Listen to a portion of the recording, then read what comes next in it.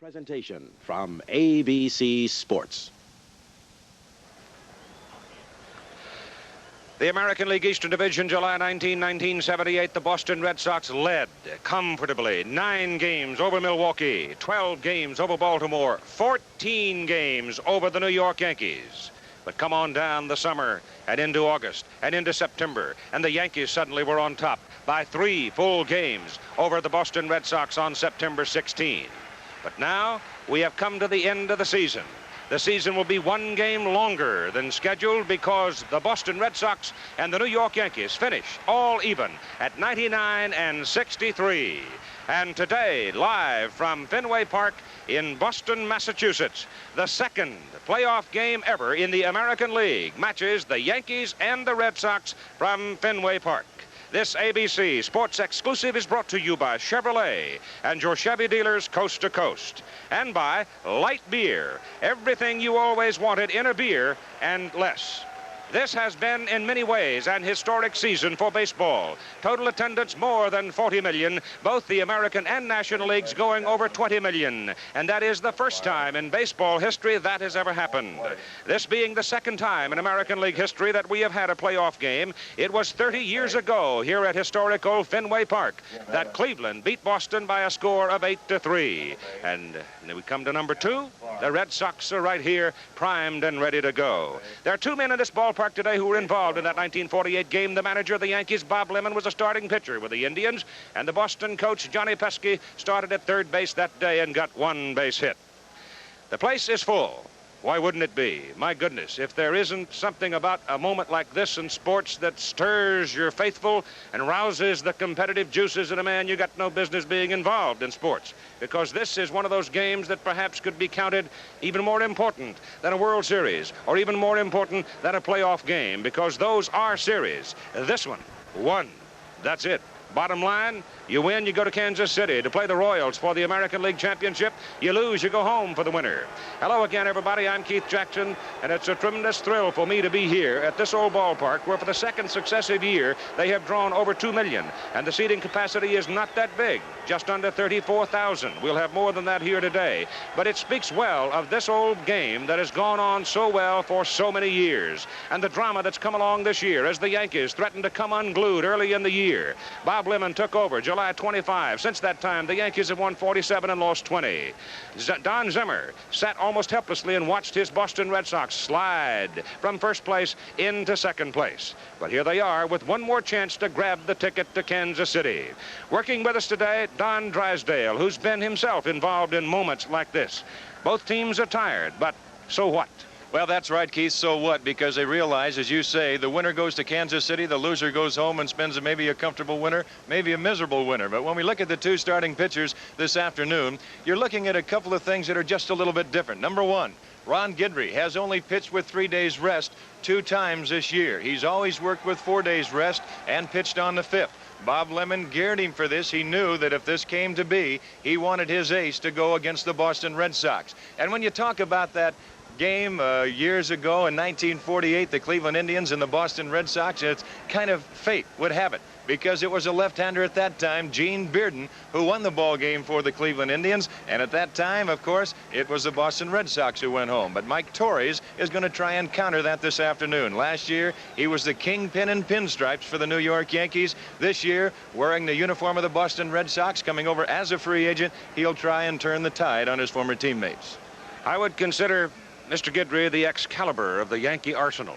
He has been the man that has stopped them so many times this year. Coming out of a loss by the team, Guidry would come back and win one. Torres over the last month has not been that sharp. He has not been that sharp. Matter of fact, the last time out, he had a very rocky game, and Don Zimmer said before the game, to see Mike Torres win that ball game 1-0, you really had to be here to see it and believe it, because he had 4 double plays behind him. He had 3-2 counts, 3 ball counts on all kinds of hitters. He walked 9 men, but still, that's the way the Red Sox were going, and maybe that was fate to be, because they are here this afternoon. He wins it 1-0, and he comes back the starting pitcher. And by the way, he is starting on his regular turn. Don Zimmer did not change his pitching lineup whatsoever. This would have been the day that Torres would have pitched, whether it was here or it might be next spring. I realize this is a working day, first day of a new week, but grab as much time as you can because we're going to have some fun at Fenway Park this afternoon. At Avco Financial Services, our people have a certain spirit. Avco is me. And here's what that means to you. First thing I always do is smile and say hi. My customers know me. We on a one-to-one basis. We pride ourselves in being courteous. We try to answer the phone on the first ring. We're professionals, all of us. When the customer comes in, I want them to think of Avco as Chuck. Avco Financial Services. Our people put you in the best company. Your cooling system was corroded. That'll be $76 for parts, $28 for labor. What? You should have kept your guard up. My radiator's steaming. I need a tow. Should have kept your guard up. When winter hits, keep your guard up. Installed properly, DowGuard antifreeze protects against corrosion. And DowGuard guards your car down to 34 below. DowGuard antifreeze. Take it from me. Keep your guard up. If you suffer with athlete's foot, you should know what these students helped us prove. Here at the University of New Mexico in a major clinical study, proof that nothing is more effective than Desenex. We used students with sore, itching athlete's foot to test #1 Desenex against the 2 other leading brands. Results? New scientific evidence that short of a prescription, nothing is better than Desenex. Nothing. So if you're still suffering with athlete's foot, don't blame Desenex.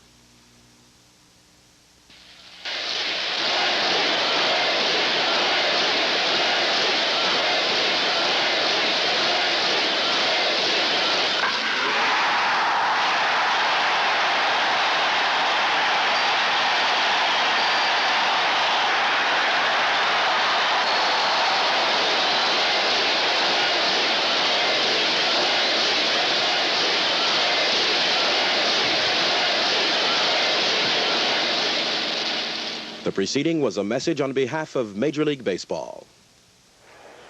As we take a look at the New York Yankee lineup, there's Mickey Rivers, and he is the catalyst of this ball club. Leading off and in center field, Thurman Munson. Behind the plate and doing the catching and batting second.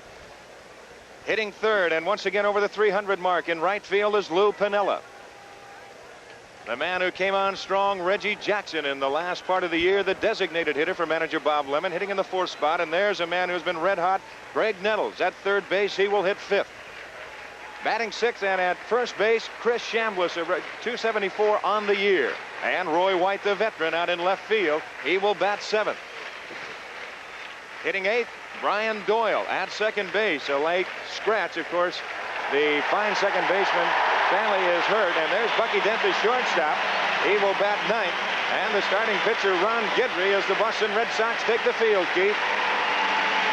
And the crowd roaring. The crowd started roaring when Mike Torres started his walk from the Boston bullpen toward the dugout, and they have not stopped since. But the decibel count did go up some when the team came on the field.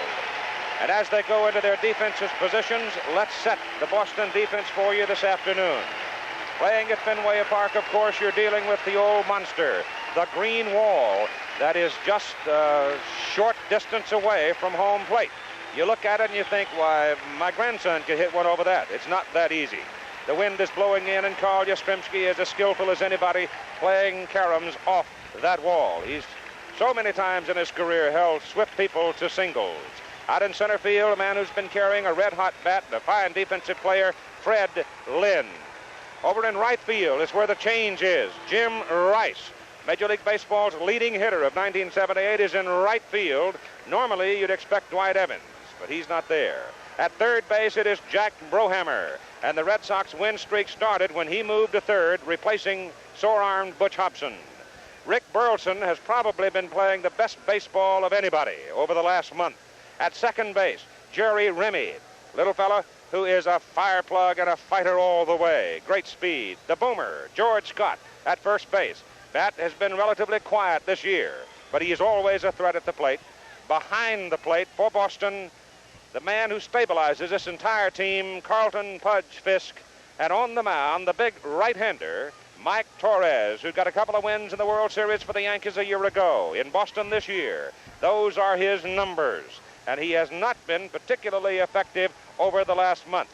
In that victory that he got 1-0, that was so encouraging for Zip Zimmer and the entire Red Sox organization, one must remember that there were 4 double plays turned behind him. So we're ready to go. Put it on the table, and let's see what happens. The umpires today, and this is an umpiring crew that we saw on a Monday night game when the Yankees were in Baltimore, and during that series between Yankee and Baltimore people, it was Firecracker Week. Don Denkinger, Jim Evans at first base, Al Clark at second, and Steve Palermo at third base. And all 4 of those umpires have had their moments this season with the New York Yankees. Mickey Rivers will lead off. Thurman Munson, as Don noted, is hitting in the number 2 spot. Ordinarily, that would be Willie Randolph, but he has a very sore pulled hamstring. And having Randolph out of the lineup is going to be a problem for this New York ball club, because Randolph had been hitting so well in the late portions of the season. He's a contact hitter. And with Mickey Rivers on first base, you got to have a contact man at the plate, which is why Thurman Munson has been moved into that number 2 position. Well, that's right, Keith. Thurman Munson can spray the ball all around the ballpark. He can hit it out of the ballpark for you, but he can use the entire playing field, and that's what Bob Lemon wants. So Mike Torres, Mickey Rivers, and we're ready to go. It is low, ball 1. The winner of this game will go to Kansas City for the American League Playoff Series, which starts tomorrow night against the Royals. Brohammer is in on the grass at third base. And the pitch is high. 2 balls and no strikes. And in a sudden death moment like this, you do not want to get behind very many hitters, and particularly this Yankee ball club.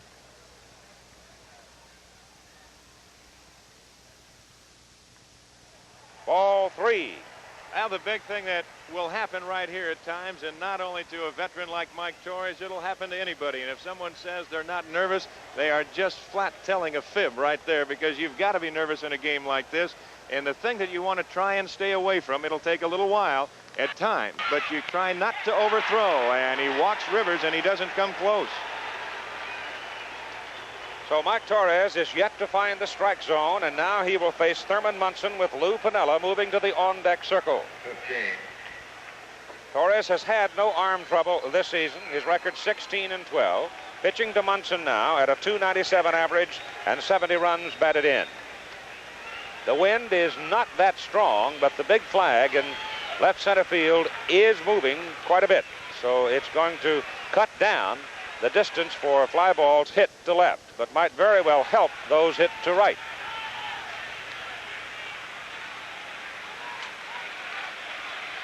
Rivers, 23 stolen bases, been caught 5 times. They play on real grass here at Fenway Park in Boston.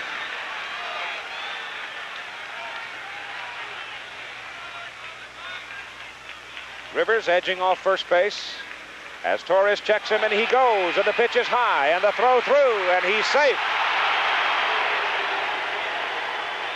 Well, Mike Torres is an ideal type pitcher to steal off of, because he has that live high kick, leg kick, and you see Rivers with his lead, not a real big lead, and now the high leg kick, and he has it beaten easily. Actually, the throw was a good throw by Carlton Fisk, as Remy had to move just a little bit in front of the bag and then come back with a tag, but Al Clark right there to make the call, and the Yankees threaten very quickly. Nobody out. Munson at the bat. Outfielder straight away for Thurman Munson defensively. That's a strike. Now here's where you get a man who you can use the bat. You talked about Willie Randolph not being in the lineup. Thurman Munson inserted in that number 2 spot. Munson will be trying to move his man to that third base, and he will be trying to move the ball to the right side if he possibly can.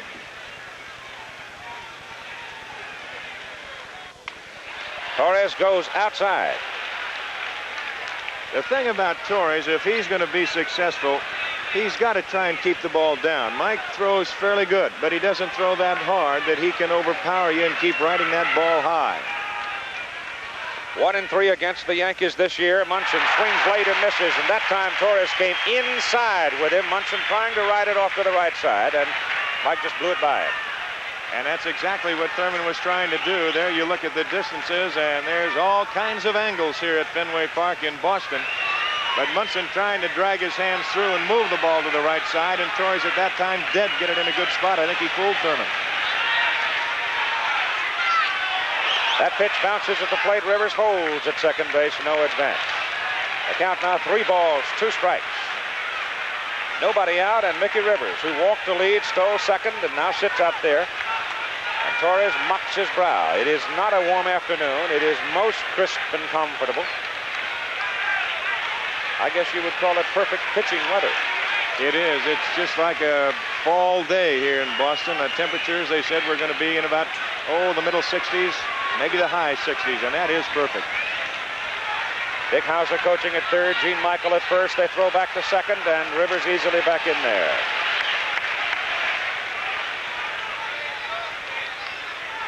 Fenway Park in Boston, second successive year. The Red Sox have drawn over 2 million. Not that big a ballpark. Stanley is up in the bullpen for the Red Sox. Munson strikes out. Thurman trying to go to right with it. Couldn't make contact, and that's the first out of the ball game. And there's the case of a man, as we look at it again, having confidence in himself, even with the count 3-2. Munson is going to try and go to the opposite field and could not make the contact. You'll see a lot of hitters at that time when they get to count 3-2. They say, well, I've got to go for myself. I've got to hit the ball somewhere and keep it in play. Munson going against that theory and still trying to go to the opposite field. Could not do it. Lou Piniella, .314 hitter, playing right field today. With 1 out, Mickey Rivers still at second base.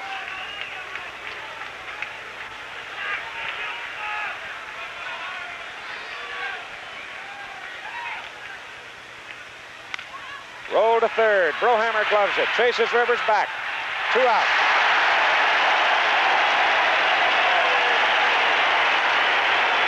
Now there's a play right there where Brohammer had the advantage. The ball hit to the hole, and Piniella does not run that good. Now watch how long Brohammer, as he makes the play, the ball comes up on him, which is a break there. And now he's able to hold on and still check Rivers back to the bag. He was able to take a few more steps towards second base.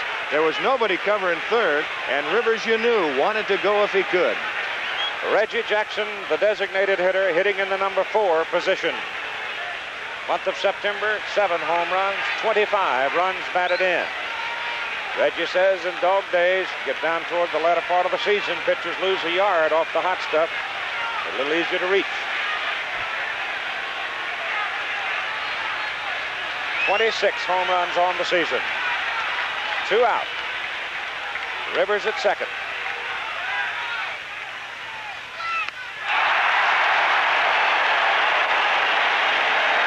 This crowd so responsive at Fenway Park. You sit right down among them. They sit right next to the playing area. Strike 1 on Jackson. You can see Torres now. He's got a few pitches under his belt, starting to settle down just a little bit, and that is only natural, Keith. Hard not to let the emotions bubble a little bit in a moment like this. Strike 2. That was a fastball, a Torres fastball. He had something on that when he had it in a good location. And it's got to be an advantage for the Boston Red Sox playing here at Fenway. Even though you've got that green monster in left field, the Yankees can sting you with a long ball as well as the Red Sox. But these fans, they make it a little bit on the Red Sox side. Reggie has struck out 38 times in his last 26 games. So Torres trying to get him right here. The ball is hit high in the air to left field. Carl Yastrzemski going back to the wall. Makes the catch.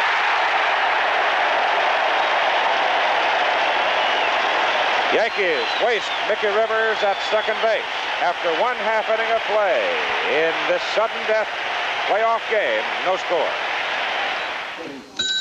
Gillette track 2, please. Sold out again.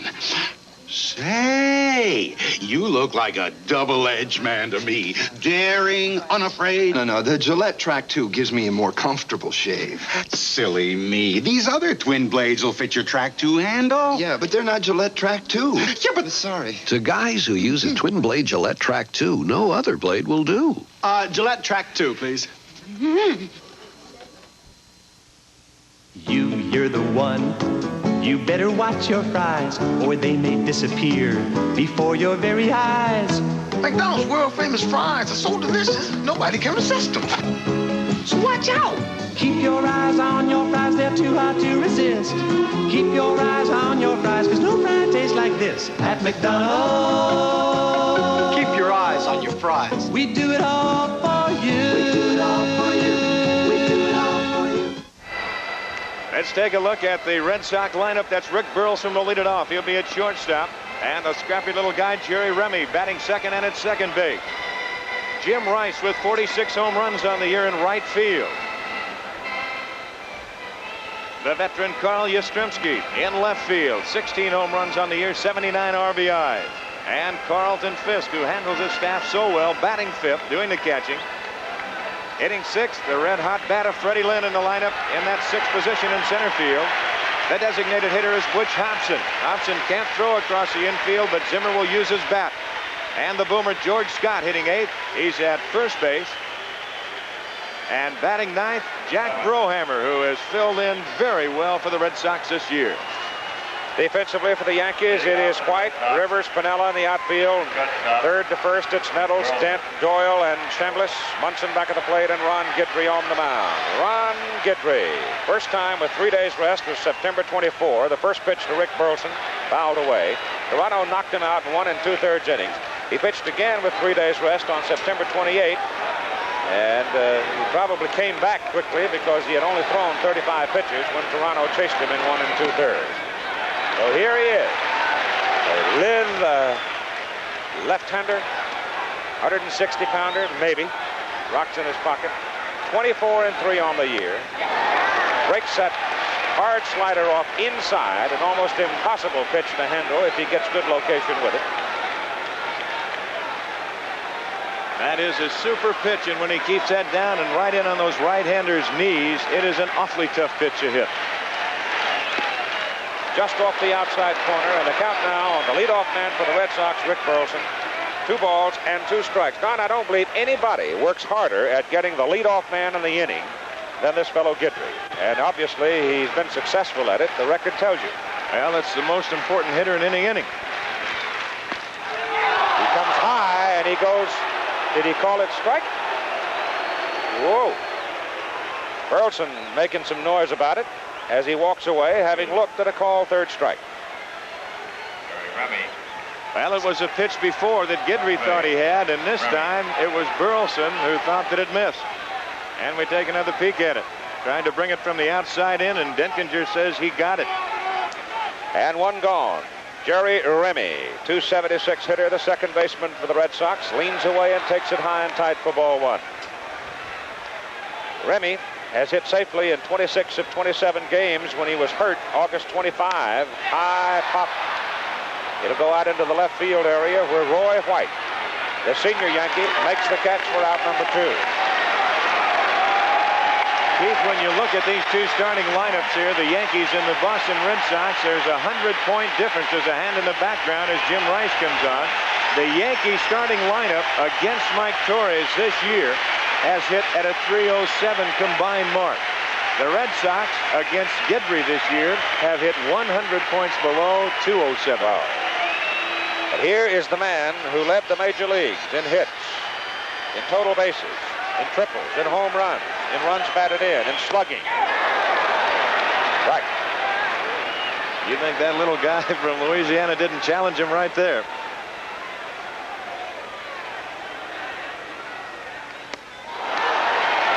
Two. You can't ask for 2 better pitches in the last 2 fastballs thrown by Mr. Guidry.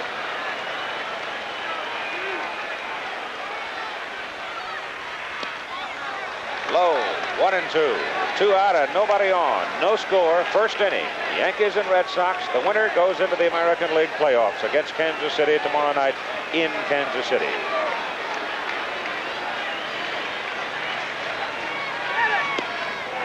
Close, but it missed. And it's 2-2. Rice with his 46th home run yesterday, punctuating Louis Tiant's two-hitter. The victory that put the Red Sox in this game. He's gone. And so Ron Guidry gets the Red Sox in order in the bottom of the first inning after 1. In Boston, we have no score. From the wheat fields out in Kansas to the city by the bay, along the Mississippi, all across the USA. You're looking at the one car more people buy today.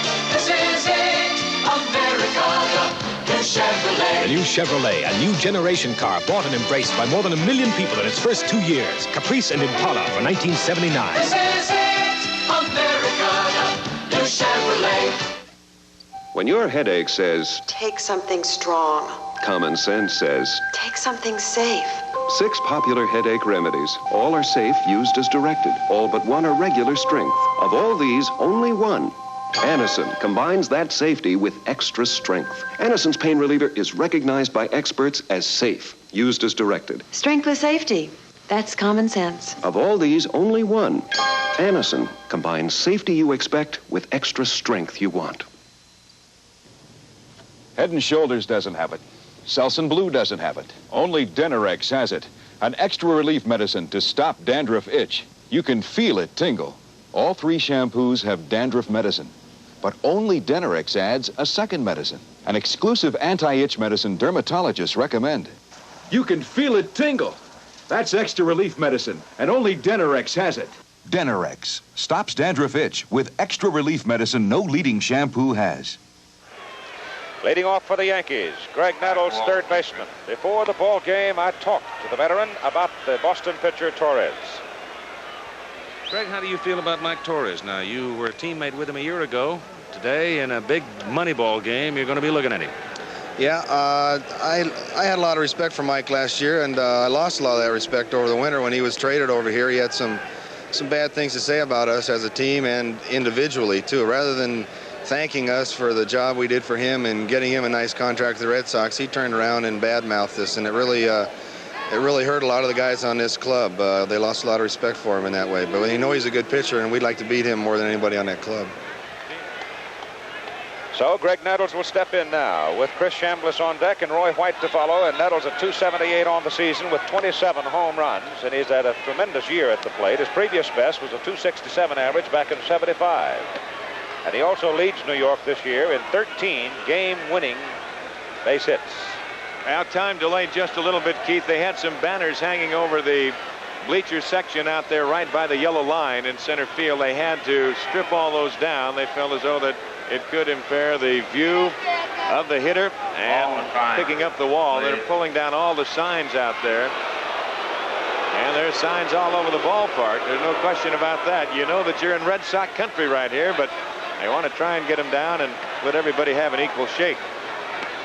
I think every bellhop in town was wearing a Red Sox cap who came in. There are some of the banners there. Those I don't think will bother anybody, but those that were pulled down were in the center field area where it could be that a hitter would lose a baseball in one of those white signs. Standing room crowd here at Fenway Park in Boston. Beautiful afternoon, and we're ready to go as Nettles steps in. No score, top of the second inning.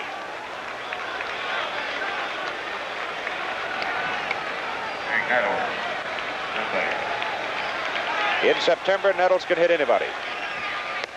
Takes that pitch high and tight for ball 1.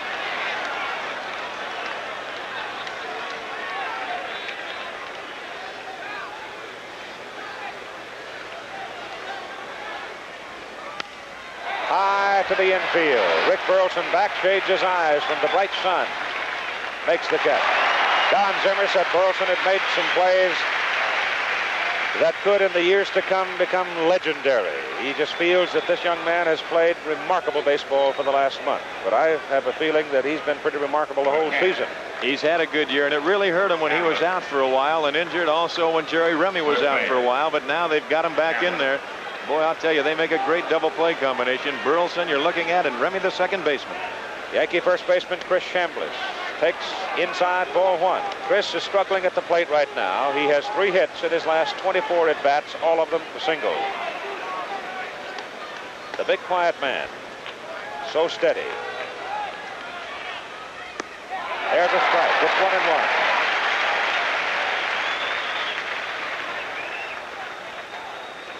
With 1 out and Roy White on deck.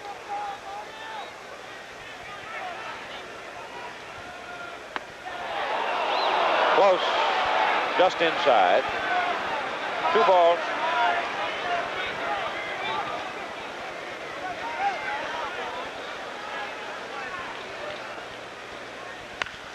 Shot to Boomer. George Scott gloves it at first base. 2 out. It's going to be interesting to watch how Torres carries his stuff throughout the course of the game. Before his last start, he really was downhearted. He didn't know, got just frustrated, didn't know what to do. He was throwing his fastball, his slider, and just getting his brains beat out. So they decided, along with Carlton Fisk, you start throwing a curveball a little bit, mix in a change every now and then. And that's exactly the way that he won his last ball game. And it's going to be interesting to watch and see how he does and moves his stuff around the command that he has in this game.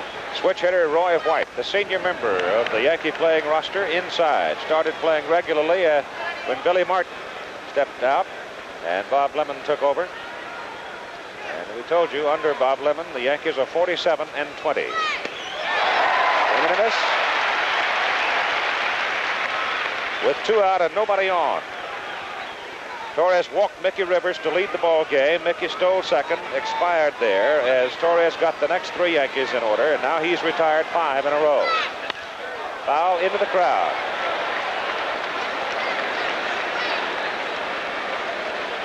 Well, the one thing that you do know this afternoon, that Bob Lemon and Don Zimmer, they will go to their starters and staff, because as both of them have commented, there is no tomorrow. Bob Stanley will get the call if Torres runs into trouble. Swing and a miss, he struck him out. And that is the second strikeout of the ball game for Mike Torres. The Yankees are gone in order after 1.5 innings of play in Boston. No score. Cross Your Heart Bras, one of many popular products from Playtex, known and used by women the world over. Playtex is part of S-Mark, an American family of companies which also provide nourishing food products from Swift, fertilizers to make more food available, and energy to keep the wheels turning. S-Mark, providing over $5 billion worth of needed products annually for you and your world. Foam and edge. Which one do you think is going to give you a closer shave? Probably the foam. Foam. I wouldn't know the difference between one and the other. We asked each man to test foam on one side, edge on the other. Edge is not a foam. It's a gel that lubricates so you can press harder to shave closer. In your honest opinion, which side gave you a closer shave? The edge side? The edge side. The edge side. Without a doubt? Yeah, without a doubt. Edge lets you shave closer than foams. I got a better shave with the edge. You know, a lot of people think Billy and I argue all the time. Actually, we agree on just about everything, right, Bill? You betcha, George. We even drink the same beer. Light beer from Miller. Light's got 1/3 less calories than their regular beer, and it's less filling. And the best thing is it tastes so great. No, George, the best thing is less filling. No, Bill, it tastes great. Less filling, George. Billy, it tastes great. Less filling, George. Billy? Yeah, George. You're fired. Oh, not again. Light beer from Miller. Everything you always wanted in a beer, and less. The American League Championship Series starts tomorrow night on ABC. The crowd is standing, roaring their appreciation of Carl Yastrzemski. Before the game, Don Drysdale talked with Yaz. Is this the biggest game that you've ever participated in? Without any doubt. At this stage in my career, I know I have a few more years left. I'd like to win a World Championship. It definitely is the biggest game in my career. I think if we just played like we have the past 2 weeks, not give the Yankees any runs, make them earn them, I think we win. Guidry, a great record. But Carl Yastrzemski has just hit it in the seats down the right field line. And the Boston Red Sox lead 1-0. Well, Yastrzemski, he carried the bat down past the 45-foot line. He got almost to first base. That was a line shot hooking in the corner. And there you see the Boston Red Sox, Don Zimmer and crew. And he let the bat fly. Johnny Pesky leaped like it was the third out in the ninth inning. And the Red Sox on top, 1-0. Carl Yastrzemski, who turned 39 in late August, says he will play as long as he can without embarrassing the club. He would never embarrass any club. Came out, took his bow, and the crowd now settles down as Carlton Fisk stands at the plate with the Red Sox on top. 1-0. Pretty good year for Butch Fisk at the plate. 20 home runs. Oh. Now there, a little case of Guidry overthrowing, and I think, you know, he's got to have some things going on inside of him, too. Fisk playing with very sore rib. Banged him against the dugout, trying to catch a foul ball. Ball 2. He was hitting above 300, but the cracked rib in August hampered his swinging and his throwing. He had only 262 in August, but says he's so pumped up for this one today, he will feel no pain. Yastrzemski's home run, giving Boston a 1-0 lead, and there's a shot hit to left field, way back right, going to the track, and makes the catch. Wynn got it and held it. He got that fastball in just a little bit, and Fisk hit that ball around the trademark, or maybe a little bit down. That shows you his kind of power. The breeze kind of changing just a little bit now, Keith. It's kind of blowing across, and maybe just in from right field. It'll casually move that flag to the green monster in left field. Fred Lynn hits it high and deep to center. Rivers goes way back and hauls it down. The speed of Mickey Rivers, so valuable in center field. He turned on the ball, raced back to the track, then he flipped down his glasses and had a look, and there it was. 2 out. You know, isn't it something that it takes the grizzled old veteran Carl Yastrzemski to come out and said, okay, boys, if I can do it, you can too. Butch Hobson, the designated hitter, swings and misses for strike 1, the regular third baseman, but he had such a sore arm, he just simply could not do the job defensively at third. That's why Brohammer is there. Hobson fouls it back. Butch on the year with 17 home runs. He wore out the league in the early going. But the last half of the season, not that much. Foul, straight back. He carried the team, I think, is a fair comment, Don. Month of April, he had 7 home runs and 22 runs batted in when the Red Sox got off to such a big start. He did. He got off to a great start. Torres, Guidry high and away, and now it's Ron Guidry doing a bit of struggling.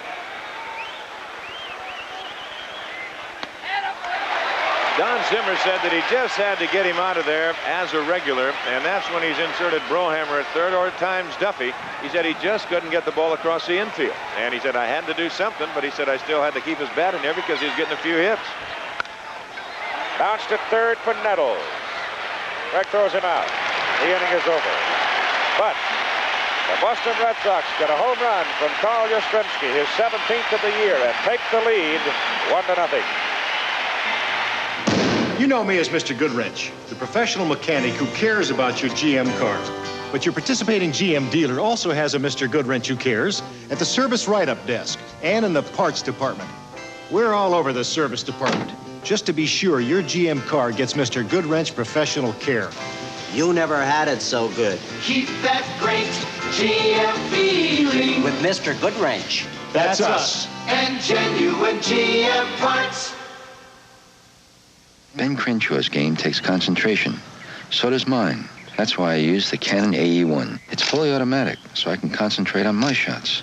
And with the automatic winder, the camera really does all the work.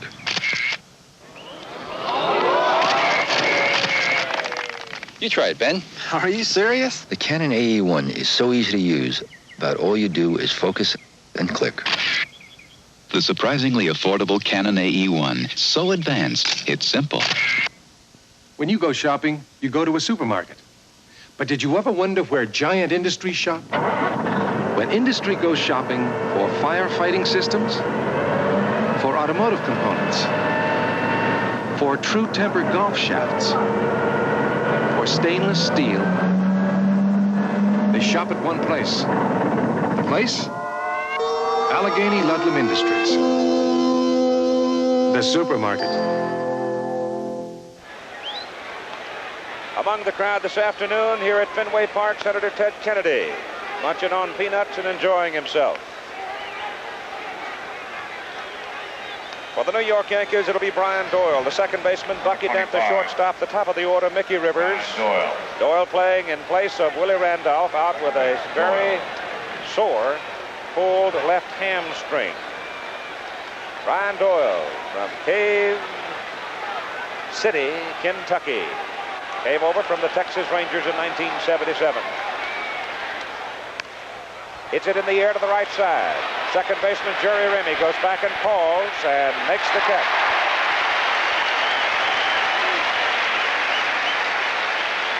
Tonight on ABC's NFL Monday Night Football, live at 9 Eastern Time, the Dallas Cowboys and the Washington Redskins. The Cowboys beaten only by the Los Angeles Rams. The Washington Redskins are undefeated, and right now Joe Theismann is the leading passer in the National Football Conference. It's a big one as the Cowboys and the Redskins get together tonight at 9 over most of these ABC stations. Bucky Dent up for the first time in the ball game, the Yankee shortstop. In what is now called the Boston Massacre from the 1978 baseball season, Bucky Dent wore out the Red Sox pitchers. There's a strike. He had 7 hits and 15 at-bats with 7 runs batted in. And that was a series that Don Zimmer characterized as just simply blowing us away as the Yankees beat them 15-3, 13-2, 7-0, and 7-4. 2 balls and a strike. One thing I think we should point out, somebody might be interested, a home run by Carl Yastrzemski, that will count on this year's averages in 1978. Punched out into short right center field. Jim Rice coming in a hurry, and Jim Rice makes the catch. Yes, he is a good defensive outfielder. Well, Rice with an excellent jump, and this ball now, as the breeze is blowing out to left, it has turned around, trying to slice back into the breeze, and a ball actually being held up a little bit. And Rice has good speed for a big man, and he comes on and makes the play easily. It appeared that he was the only one that could have made the play. There you look at it from another angle. And Rice right there. 2 out for the top of the order for the Yankees. Mickey Rivers walked and stole second. There he stopped. Swing and a miss for Mickey. Strike 1. Rohammer again comes in on the grass at third base, lest Mickey decide to put it down. High and tight. 2 out. The Red Sox are leading by a score of 1-0 on Carl Yastrzemski's home run. The lead off the bottom of the second inning. That is pulled sharply down the right field line. It's fair ball. Mickey Rivers around first, heading for second. Jim Rice comes in. He has it. Rivers pulls up, stand-up double.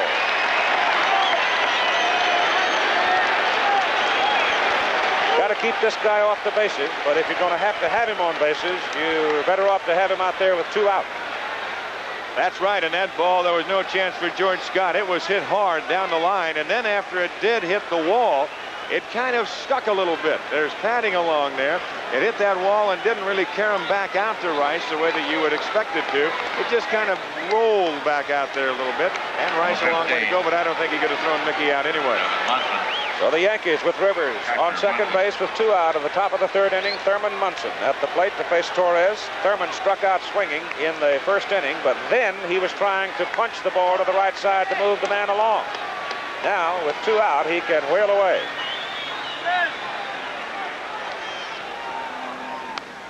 Foul, out of play.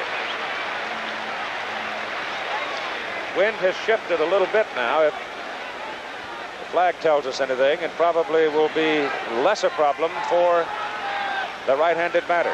Swung around. Well, it's turned 180 degrees, Keith, from the first time that we stepped foot in this ballpark this morning. Rivers off second. Pitch bounces well in front of the plate. Bud's Fisk blocks it. That's a super play by Fisk. And keeping that ball right there, and Rivers has to stay at second base. Big thing right here, when you're working, you can't worry about the speed of Rivers at second base or him taking third. As long as you just make him stop out there, you've got to get the man at the plate because you've got the tying run standing at second base.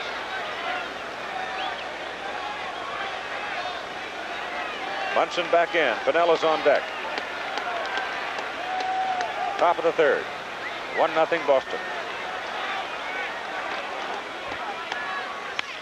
Hit down the right side.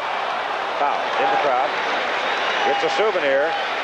Both the sore hand and the ball.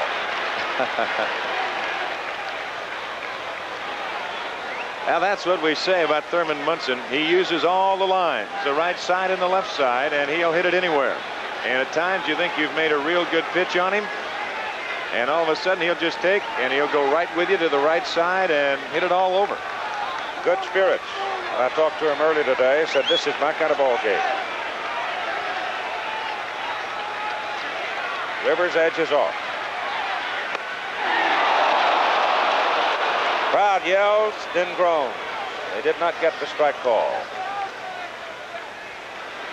Torres had a little something on that fastball.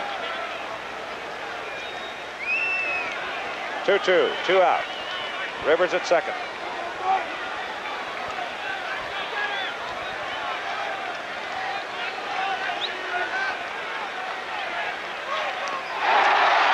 Swings, foul, tips. Throw to first, inning is over. Guess he didn't foul tip it. Thought for a moment that he had. Throws him out. After 2.5, 1-0 Boston. The problem? After New York State okayed checking for savings banks, the Buffalo Savings Bank could have been flooded with new customers. Let's get this show on the road. But the bank and the Bell system came up with this solution. Turn retail stores into banking service centers. Here, a Bell system terminal links up with the bank's computers to process transactions instantly. 24, 25, and a ham and cheese on rye. Another case that shows the system is the solution. Introducing a new way to take your pulse. Berlinetta, the sophisticated new Camaro from Chevrolet. The new Camaro Berlinetta is smooth, responsive, elegant, comfortable. With a supple new suspension system that is unique to the Berlinetta. A ride quieter than Camaro's past. Berlinetta is a beautiful way to move you. Body and soul. The Camaro Berlinetta from Chevrolet. It's a new way to take your pulse. Here's the new Pennzoil that saves gasoline. And Kenny Stabler, quarterback of the Oakland Raiders. New Pennzoil PZL. The Pennzoil that saves gasoline. That's right. You know the Pennzoil in this can? It really does help you go farther on a gallon of gasoline. And it saves you oil changes, too. They call it Pennzoil PZL. I call it a winner.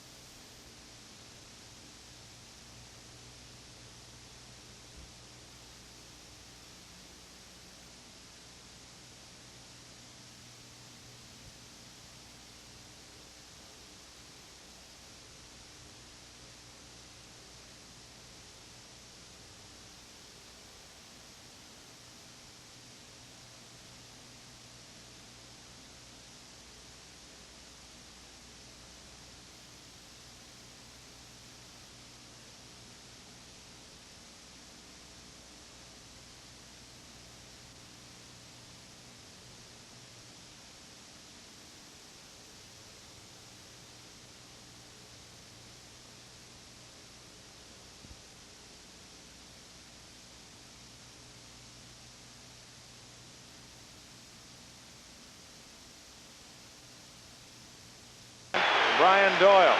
And Mickey Rivers now is coming back into the Yankee dugout. Whether he needs glasses or he didn't take them out, I don't know. But the bad boy moving on out. And evidently, maybe the glasses broke on him or he's got the wrong glasses. But now he'll take another pair, and you can see he's a little hot because he might have lost that ball in the sun a little bit. He might well, if he had gone to the wall and jumped, had been able to reach it because it didn't hit that high on the wall. No, it certainly did not. And evidently that's the case, that Mickey did lose it, because just watching the reaction of Rivers, he's a little hot. He threw a couple of pair back in the dugout. And he might have had the wrong pair. They could have got switched in the dugout during the inning or what have you. And now he'll stand out there and he will double check. Jack Brohammer signed in the free agent re-entry draft November 1977. He's played second, third, and designated hitter. He puts it down. Scott going to third. Throw to first. Sacrifice work. Now there you see Don Zimmer not going to take any chances. He's not even going to let him swing the bat and try and hit it to the right side. He says, I'm going to go by the book in this particular situation. Lay it down, get the man over. We'll go from here as they go to the top of the order and Rick Burleson. Red Sox leading 1-0 on Yastrzemski's 17th home run of the season. In the bottom of the second inning to lead off. Now it's the top of the order, Burleson, who struck out looking on a high curve. You can see that he has been a pesky fellow for Ron Guidry. Guidry with a 1.50 earned run average against the Boston Red Sox this season. But the Sox are snarling today, and the pitch is low, ball one.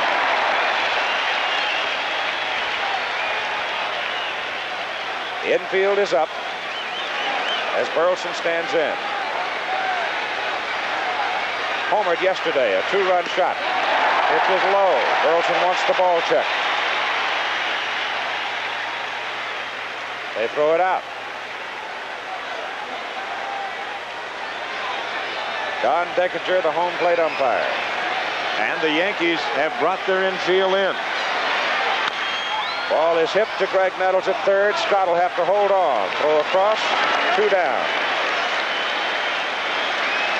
Eddie Yost coaching at third. Johnny Pesky coaching at first for Boston. The batter, Jerry Remy. Red Sox with two hits. Home run by Yastrzemski, double by Scott.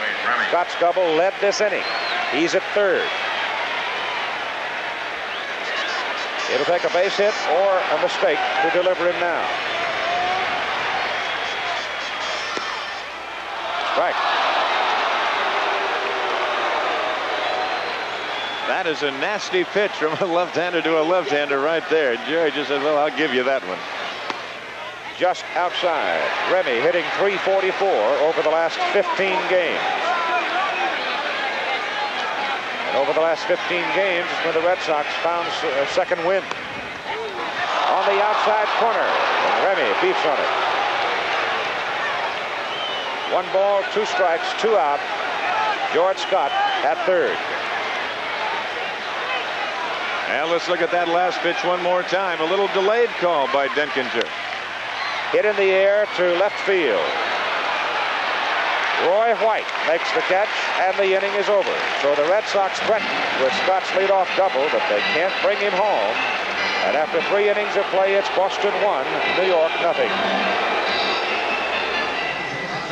My old buddy Jim was a great umpire. He was quick on his feet. He's got eyes like an eagle. I'm still quick because I don't get filled up. I drink light beer from Miller. Light tastes great. It's less filling. It's got a... What's it say? Here you go, Jim. Try those. Oh, yeah. A third less calories than a regular beer. Hey, you're Boog Powell. Hey. Light beer from Miller. Everything you always wanted in a beer, and less. Is Gillette Foamy thick and rich enough to halt this human cannonball? No. Is Foamy thick and rich enough to hold back this halfback? No. Is Foamy thick and rich enough to support this skydiver? No. But if you want a clean, close shave, it's more than thick and rich enough.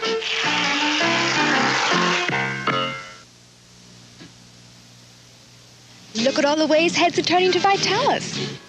Now that I shampoo more, I use Vitalis to keep my hair in condition. Heads are turning to Vitalis. Vitalis before I blow dry helps keep my hair under control. Heads are turning, heads are turning. My aerosol felt stiff. With Vitalis, on the softer touch. These days, heads are turning to Vitalis in more ways than one. Heads are turning. Lou Piniella, Reggie Jackson, Greg Nettles for the New York Yankees as we go to the top of the 4th inning. And tomorrow night at 8 Eastern Time, the Kansas City Royals take on the winner of this ball game as we begin the American League Championship Series, the National League Championship Series between the Los Angeles Dodgers and the Philadelphia Phillies will begin Wednesday night at 8 p.m. Eastern Time, while the American League Series switches to an afternoon game at 3 Eastern Time. We were in Pittsburgh over the weekend for the Pitt, North Carolina football game when the Phillies and Pirates were having their thing.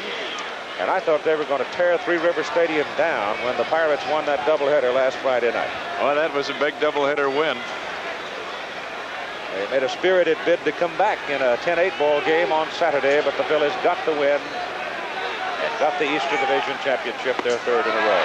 Lou Piniella with 6 homers on the year and a .314 average. Piniella against Boston pitching this year at .341. Hit on the ground, in the hole, and Burleson cannot flag it.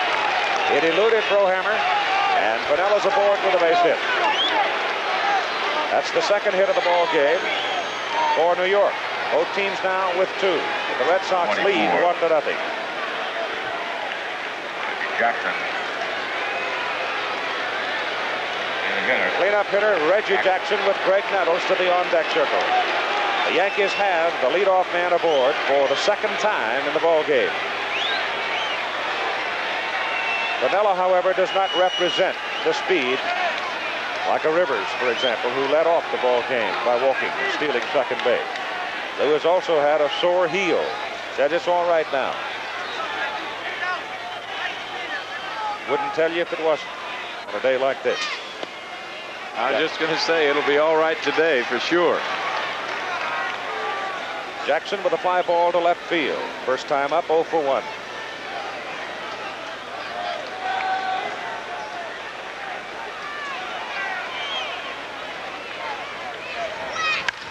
Hard shot to right. Rice has a beat on it, flags it down. And Piniella comes back to first. And Rice showed his arm to the Yankees there as he threw it hard and right to the bag at first. Well, I'll tell you, look at it again, and Jackson got all of this. He just didn't get it up in the air. A line shot, and Rice is right there, and that's one thing that Don Zimmer said, hey, sure he's out here in place of Dwight Evans, but I'll tell you, he can throw, and look at it here. Piniella, if he doesn't hurry back, why, they double him up in a hurry. He's played left and right field this season for Boston. He has 13 outfield assists. Greg Nettles popped up to the shortstop, his first time. Piniella, short lead off first, and it's high and away, ball 1. Now, so far in the ball game, Keith, outside of the base hit here by Piniella and his first time at bat, almost everything has been hit in the air. Right. Foul. And in situations like this is where you like to start seeing a few ground balls and give your infielders a chance to get a double play and move out of some innings.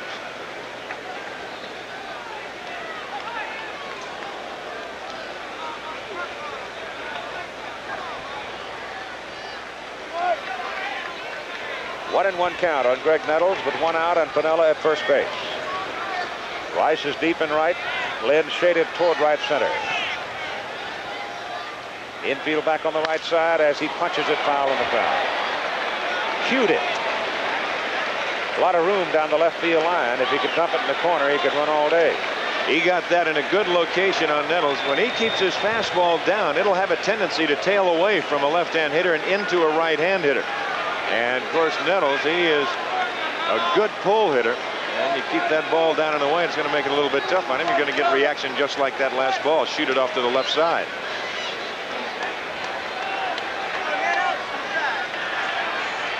A 1-2 pitch. Popped him up. Burleson going back. And for the second time in the ball game, Burleson retires Greg Nettles. And he got that good fastball in on him. He went away with the fastball, and we just talked about it, flaring it off down the left field line. He came back in with a fastball and rode it in on him, and he really jammed him on that last pitch. Hitter for the Yankees, first baseman Chris Chambliss, line to George Scott, first time up. 2 out now, and Piniella is still at first base.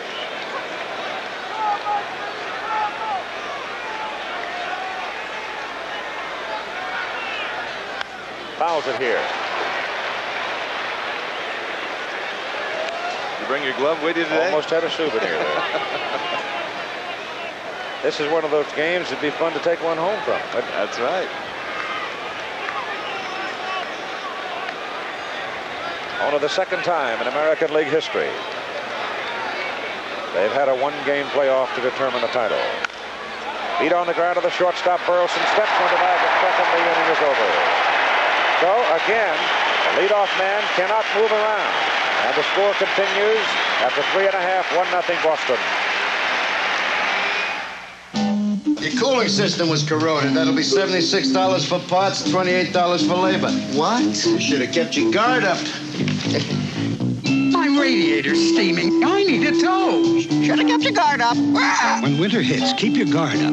Installed properly, Dalguard antifreeze protects against corrosion. And Dalguard guards your car down to 34 below. Dalguard antifreeze. Take it from me. Keep your guard up. Hey, Mikey and Bobby and Susie, Life Cereal's got good news for you. A new Life Cereal, Cinnamon Life. I'm gonna try Cinnamon Life. Do you like it? Yeah, the cinnamony taste is really good. Wanna bite? Nope, I like the Life cereal Mikey likes. Sometimes it takes 2 kinds of cereals to please all kinds of kids. Regular Life and new Cinnamon Life. Make Life cereals part of your nutritious breakfasts. When you need some things for working out. You're in good shape because you've got clout. Raring to go, feel like a king. Got new clubs with my clout. But the same old swing. When my green thumb starts to sprout, I use the card that carries clout, Master Charge. The #1 card in the world. When you carry Master Charge, you carry clout. Why do without? Use your clout. The American League Championship Series starts tomorrow night on ABC. Jim Rice, Carl Yastrzemski, Carlton Fisk scheduled to come to the plate for the Boston Red Sox in the bottom of the 4th inning. This telecast presented by authority of Major League Baseball, intended solely for the private non-commercial use of our audience.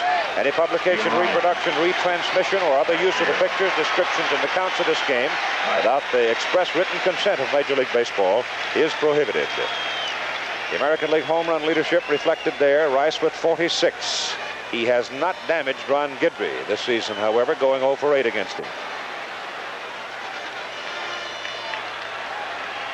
First time up, struck out swinging. Back in the 1st inning. Fouls that one up on the roof, out of play. And he pitched him double tough that first time up. He threw 2 fastballs right by him. You can see that Guidry has been a bit of a pain for James. And here's a man who's like George Scott, although he'll pull the ball a little bit more, but he's got power all over. That is foul down the right side. It'll drop into the crowd. You can see by that glass building how bright the sun is today as it reflects it back at us. Fenway Park, located right downtown. You're right in the hub. High foul. Out of play. There's people here watching this ball game where I've never seen them before, especially down on the left field side up on top of the roof down there. They've got quite a... There's the building that Keith was talking about. There's downtown Boston. The sun shining brightly off that building. Rice hits it sharply toward Bucky Dent, the Yankee shortstop. Pulls him off the bag. Chambliss gets the tag, 1 out.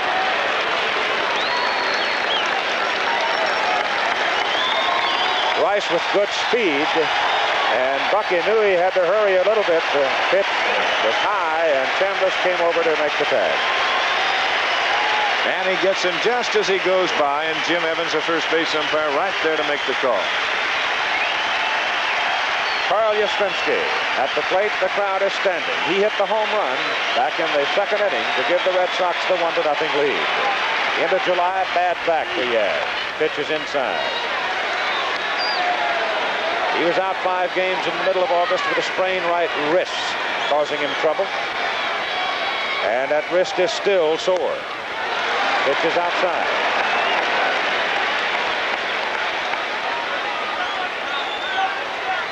One out, nobody on.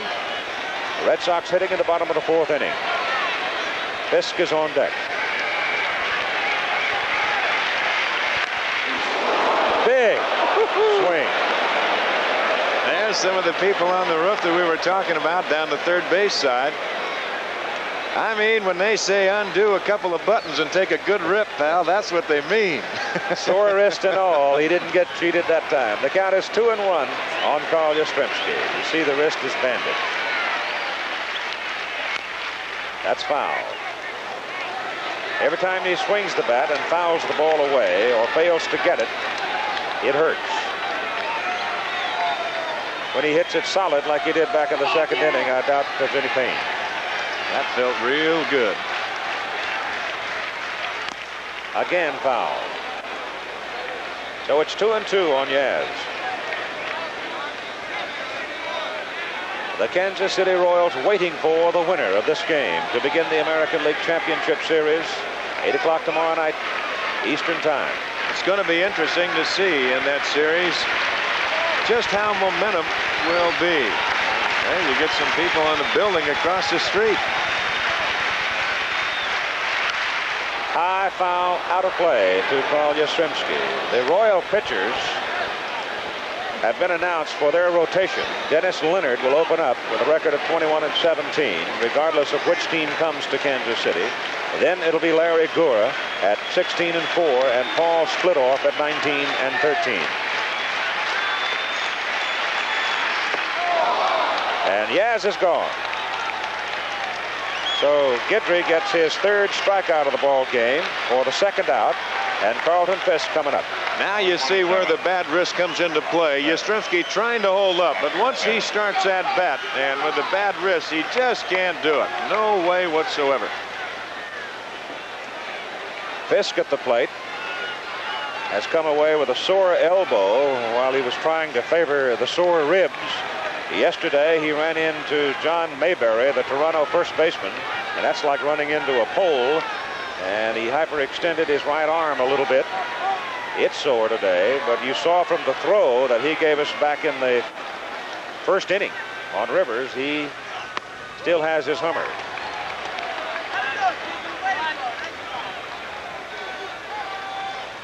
With 2 out now, and the base is empty, and the Red Sox leading 1-0.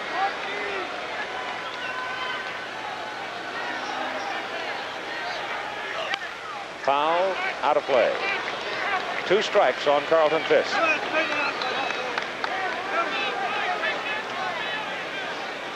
Fisk did not get off to the best start that you would expect him to. I remember talking to him out in California. He said, well, I hope it comes around. He said, but if it doesn't, he said, I've got to try and do it with my glove and maybe with a little bit of my head and putting down the right signs. And it did come around because he ended up hitting .283. And that can change today. 2-strike pitch.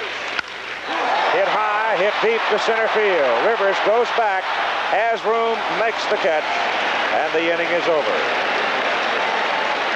Pudge hit it hard, but in the deepest part of the ballpark. After 4, 1-0 Boston. This is it. This is it, America, the new Chevrolet. America, if you're looking for a full-size car that goes easy on the gas. This is it. And easy on the road. This is it. A car with all kinds of room inside. This is it. The new Chevrolet, a new generation car bought and embraced by more than 1 million people in its first 2 years. Caprice and Impala for 1979. This is it, America, the new Chevrolet. A day like this really gets to my sinuses. Congestion, pain, like a wave of pressure behind my eyes, cheekbones, nose. That's when you need today's Dristan tablets with maximum strength medicine to help open all 8 sinus cavities, drain congestion, relieve pressure, plus extra medicine to relieve sinus pain. Dristan helps clear my sinuses. Helps take the pressure and pain away. Today's Dristan, maximum strength for sinus congestion, extra medicine for sinus pain. Foam and edge. Which one do you think is going to give you a closer shave? Probably the foam. Foam. I wouldn't know the difference between one and the other. We asked each man to test foam on one side, edge on the other. Edge is not a foam. It's a gel that lubricates so you can press harder to shave closer. In your honest opinion, which side gave you a closer shave? The edge side? The edge side. The edge side. Without a doubt? Yeah, without a doubt. Edge lets you shave closer than foams. I got a better shave with the edge. We move to the top of the 5th inning, and we move to the bottom 3rd of the Yankee batting order for Roy White, Brian Doyle, and Bucky Dent. And here's Don to call it for you. All right, Keith, it was White in the 2nd innings. He struck out, so he's 0 for 1, hitting .268 on the year, 8 home runs and 42 RBIs. A veteran switch-hitting outfielder for the New York Yankees. And in situations like this is where you look to experience if you can possibly do it. Both clubs with a couple of hits. 1-0 Boston.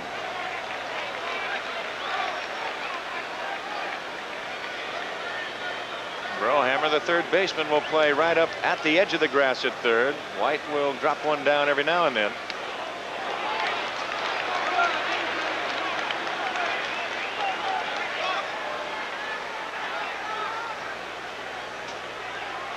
Now, so far, you kind of get the feeling sitting here, you don't know whether you're sitting on a keg of dynamite or whether it's a dud. You're also looking at a couple of pitchers who really have their necks exposed. They do. They're about size 19 or 20 right now. Now Torres falls behind White. 3 balls and no strikes. On deck, the second baseman, Brian Doyle.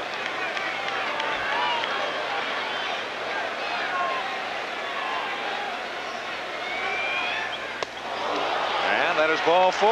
So on 4 straight pitches, White draws the base on balls. That is a second walk issued by Mike Torres, who now has thrown 50 pitches in the ball game. 25. It's also the 3rd time of the ball game the Yankees have had the leadoff man aboard in an inning. Doyle. Now here's Brian Doyle, and we'll see how Bob Lemon wants to play it. Brohammer, the third baseman, he might be looking sacrifice. He's up on the grass at third.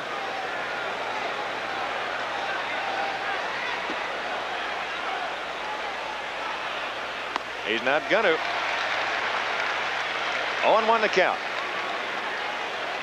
And he'll take another look at Dick Hauser as third base coach. Gene Michaels coaching over at first for the Yankees. Brian, it's almost like his brother Denny. Runner goes, and there is the fine play by Remy as the Red Sox take a little threat away right there. Remy moving quickly to his left to take that base hit away from Doyle.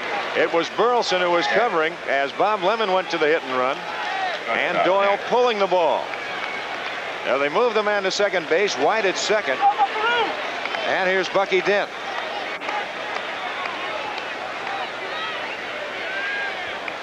Now, Bucky all year long has had that bad leg where he had that foul tip down in spring training, and right now you notice that he is not wearing that protection that he had before, that little small shin guard down there. He flying to right his first time at bat, pops it up. There's I should say the shortstop Burleson to make the catch as he moved Remy back to the bag. Now 2 gone. We go to the top of the order as you look at the skipper of the New York Yankees, Bob Lemon, and it'll be Mickey Rivers to come on. He has walked, stole second in the first inning, and he doubled with 2 outs in the third. He was left stranded at second base both times.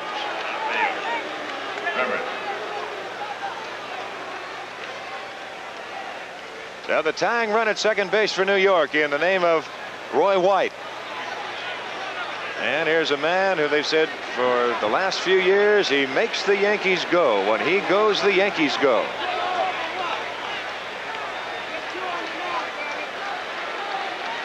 Batting average down this year at .264, .326 a year ago.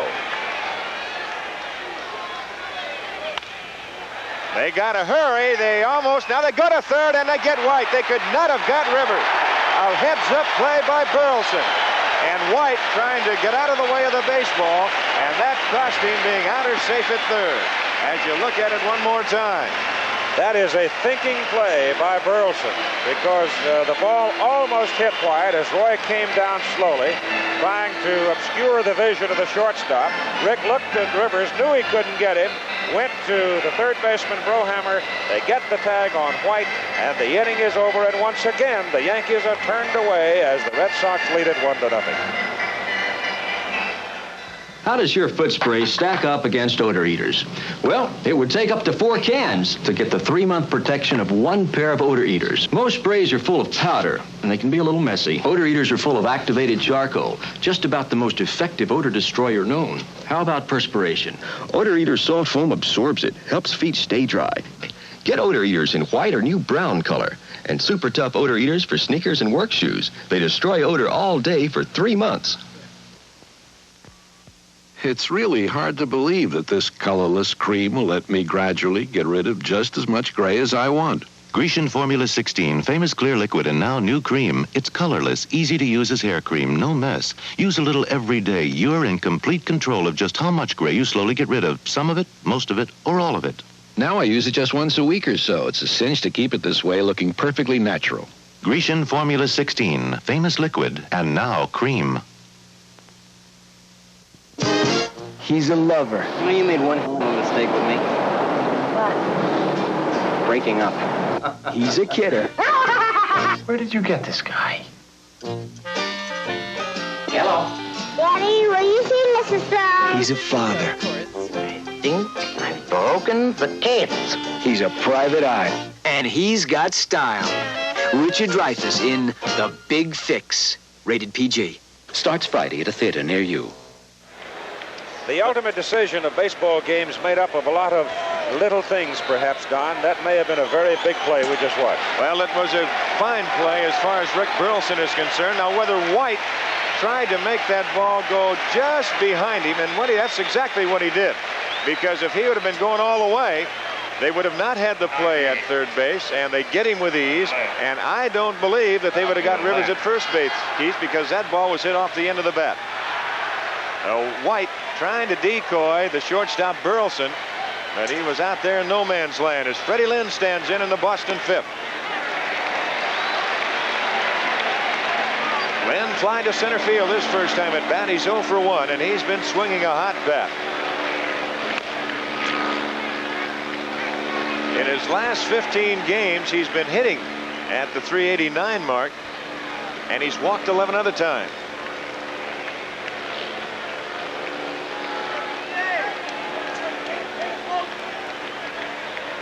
Lynn starting today at .298 with 22 home runs and 81 RBI.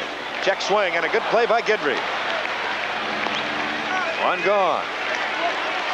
Guidry bounces around that mound. They say that he is one of the fastest men on that Yankee ball club. Very good athlete.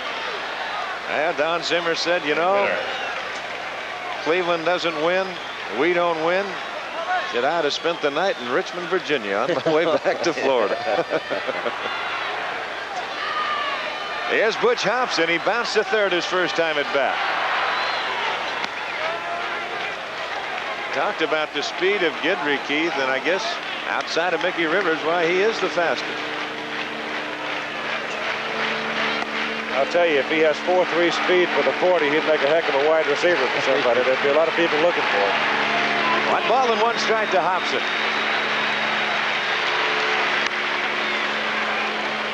The count moves on to 1 and 2. On deck the boomer, George Scott. It is 1-0 Boston. We're in the last half of the 5th inning. On Carl Yastrzemski's home run. That was in the 2nd. That got some piece of Thurman Munson. Herman a Bulldog, though. He'll shake it off.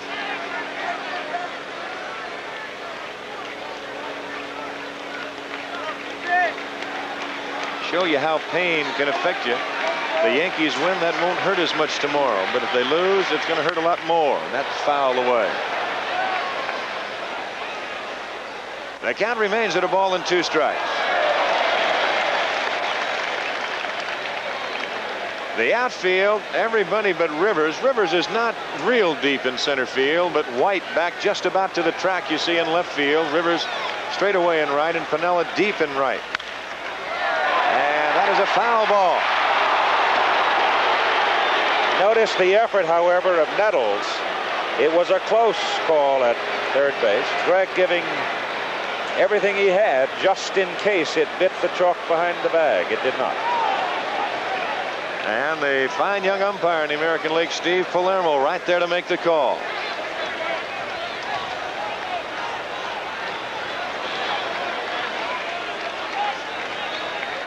Now the count remains at a ball and 2 strikes to Butch Hobson.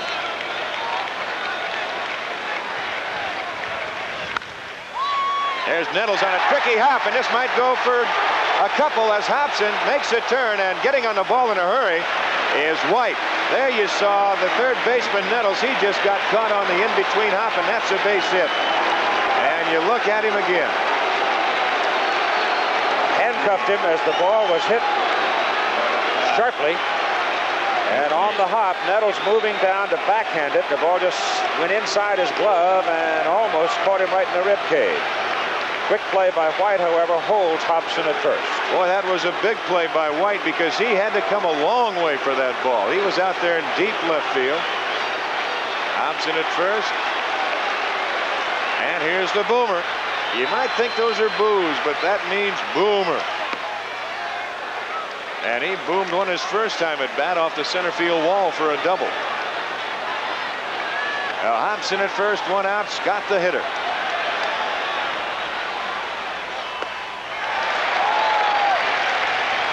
George, knowing the velocity of Guidry in batting practice, moving up about 4 feet in front of home plate and having Freddie Kendall just hum it at him. That staggers Denkinger. Now I'm trying to get the marbles back in place. Yeah, he goes and does his housework, but what he's really doing is trying to get both eyes straightened out. That's right. 1 ball and 2 strikes, 1 out, 1 on, and it's 1-0 Boston, last half of the 5th inning.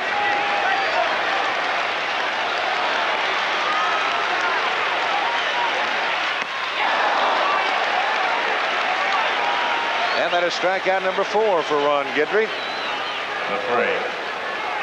And we go to the 9th man in the lineup. That'll be Jack Brohammer, who sacrificed his first time at bat. There is Saturday's action coming your way, Keith. Out of the Cotton Bowl, Texas and Oklahoma, a pair of undefeated teams. Utah State, Brigham Young, Virginia Tech, Clemson. It's regional weekend on NCAA college football. Check your local listings.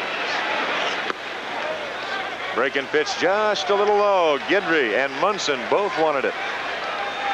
Brohammer came on when Hobson was hurt and could not play in the early goings. Boy, he filled in just super for the Boston Red Sox and hitting well over the 300 mark. A ball and a strike. During the summer, you saw him quite a bit. Does he have good power to his off-field? Not as deep as what White is playing him out there, but the wind has changed a little bit as the count moves to 2 balls and a strike, and it'll carry just a little bit now to the left field side. But the old adage, it's easier to come in than it is to go back. Amen. 3-1.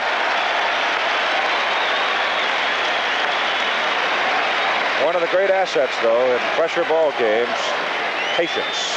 Brohammer is laying off.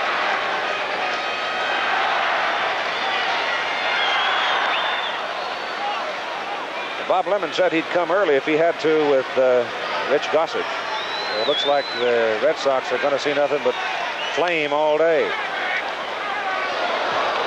Yeah, the full count, and that will give Hobson a lead at first base. He'll be going with 2 outs as you see Chambliss moving into play behind.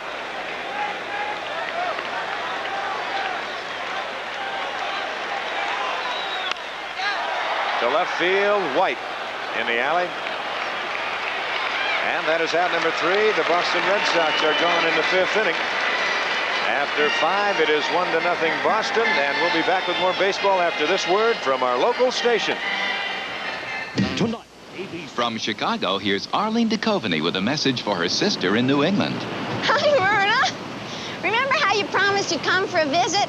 Well, I'm still waiting. In the meantime, call me.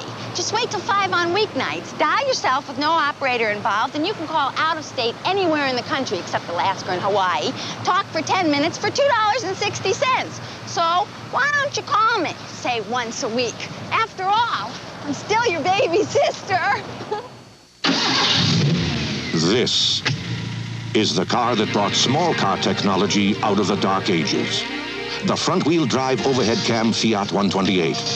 And in 1978, Road and Track still praises its engine's performance, its handling, and its exceptional ride. In fact, they said, for getting 4 people to and from, the Fiat 128 is hard to beat. And now your Fiat dealer will give you a price that's just as hard to beat. Toledo? Sure. Overnight? Promise them anything. Tomorrow?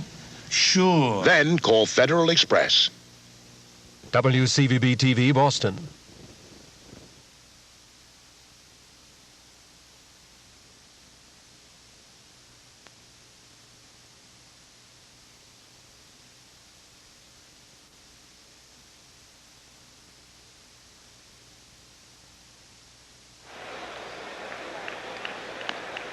That is a story from Fenway Park in Boston. The Red Sox on Carl Yastrzemski's home run in the 2nd inning. They lead the New York Yankees 1-0. And just sitting in between innings and gazing out at the bullpens, if you think that the 2 managers aren't going with starting pitcher Guidry and Torres and staff, why, you're badly mistaken, because those bullpens are full.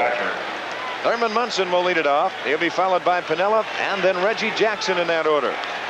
There's the Yankee bullpen. They got a whole bunch down there. And moving over to the Red Sox side, they're full.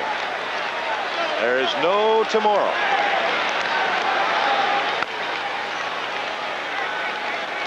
Munson has struck out twice.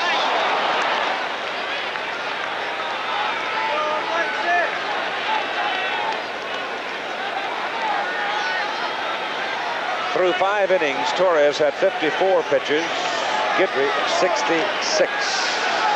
Ronnie has thrown more pitches to the plate. 12 more.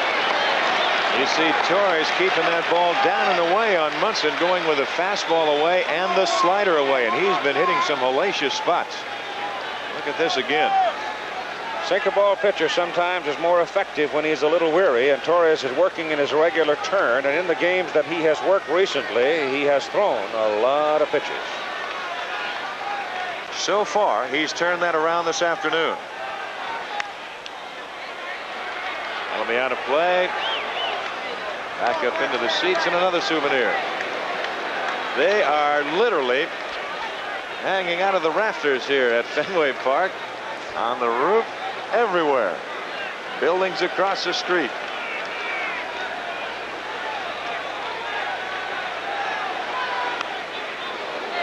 Now Munson staying alive, but not with a real good Thurman Munson swing. Just kind of defensive swings up there right now. There's a roof on the 3rd base side. I've never seen people up there that far down the line. They had 156 media credential requests, I believe was the number. On such short notice, that's a lot.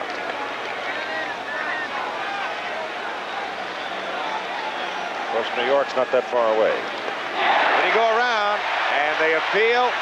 Yes, they do. They call him out. Don Denkinger was not going to call him out. And it was a first base umpire, Jim Evans, who did, as you look at it again. Now you put yourself in Jim Evans' shoes. I thought it was a swing.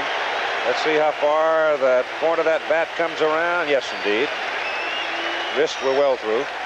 Now, that is the third time that Munson has struck out this afternoon. Number 4 for Torres. And that brings on Lou Piniella. Lou has bounced to third, and he singled to the hole just off of the glove of the third baseman Brohammer.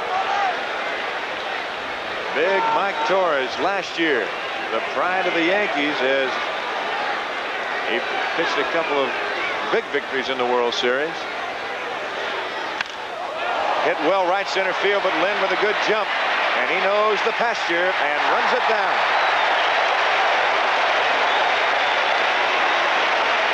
Now, if you're going to hit him deep, you hit him to the deepest part of the ballpark here at Fenway Park. That is 420 feet out there where Freddie Lynn made that catch. There's 2 gone. You can see Torres as he looks in at Carlton Fisk with his hands. He was that up a little bit.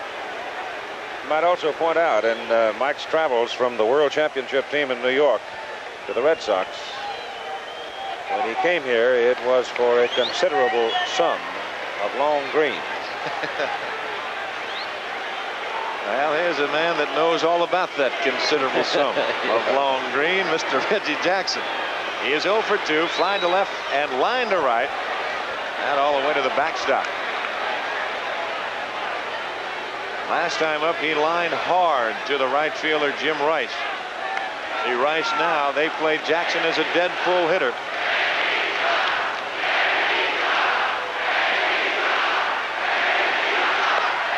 Now there's the first change we've seen today. Reggie's wearing a bandage over his right thumb. He lost his thumbnail on the right hand a couple of weeks ago. Still a little tender, but says it does not impair his swing. Now, this program is being brought to you as an exclusive presentation of ABC Sports. And now let's pause 5 seconds to allow our local stations to identify themselves.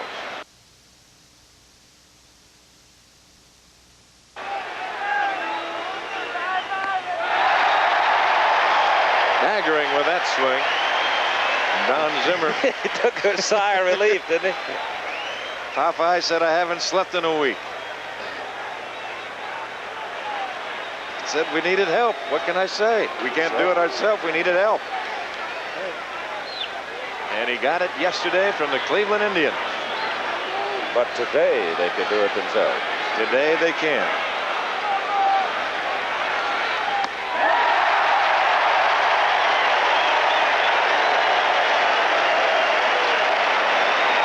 Well, that little man right there, you talk about a battler. He could battle.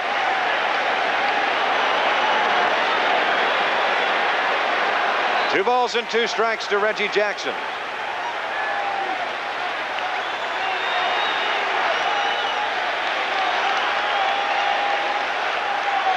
Crowd coming to life a little bit more as they get the chant. Torres, you see, with a deep sigh.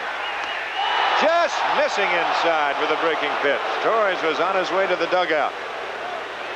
He took a pretty fancy hop, skip, and a jump by Mike as he thought he had the pitch. We'll have a look at it. Dinkinger wouldn't let him have it, and it was close, but it appears to have been inside. Now the count goes full to Jackson at 3 balls and 2 strikes with 2 outs. In the Yankees' 6th inning, the Red Sox won, and the Yankees nothing on Carl Yastrzemski's home run. A little bit off the curveball, Remy to Scott, and the Yankees are gone in the 6-3 up, 3 down, and after 5 1/2, it remains the Red Sox 1 and the Yankees nothing. Tina Louise, right? That's right. Do you really use that Arid Extra Dry like you say on TV? No. Tina. Now I use new improved Arid Extra Dry. New? Improved? You mean they made Arid better? Much. This new improved aluminum chlorohydrate formula not only helps stop embarrassing wetness, sprays on drier, too. That is drier. That's the improvement. Take it from Tina. New improved Arid Extra Dry helps stop wetness. Goes on drier, too. You're the one.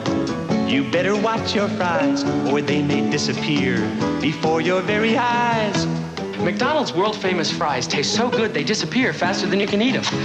So watch out. Keep your eyes on your fries, they're too hard to resist. Keep your eyes on your fries, because no fry tastes like this at McDonald's.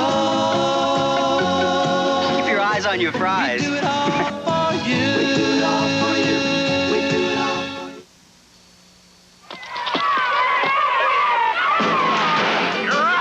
get one thing straight. This is no regular battery. This is the ever-ready alkaline power cell. There is nothing regular about it. For the typical movie camera and electronic flash, you can't buy a longer-lasting, all-purpose power cell than AA size, ever-ready alkaline.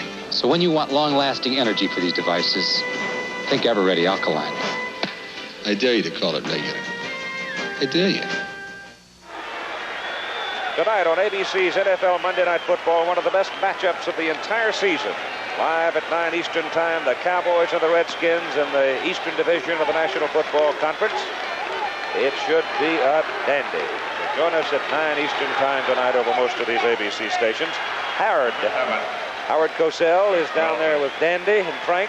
That's why he is. Otherwise, he'd be with us, having the time of his life, I'm sure, because this is one of the favorite ballparks of Howard, which is where Butch Hodgson plugged him a year ago. He carries his glove on his belt up here now. it's safer at the football park. And we go to the top of the order. It'll be Rick Burleson to lead it off in the Boston 6th inning. There's that tough slider down and in on the right-hand hitter. Might first add, though, that Howard will join us tomorrow night in Kansas City for the American League Championship Series. 0-2. The Red Sox this year at Fenway Park had a record of 59 and 22. And that is some kind of record. Pops it foul. There's only 2 years that a Red Sox team has won more. That was in the years of 1946 and 1949 when they had a record of 61 and 16.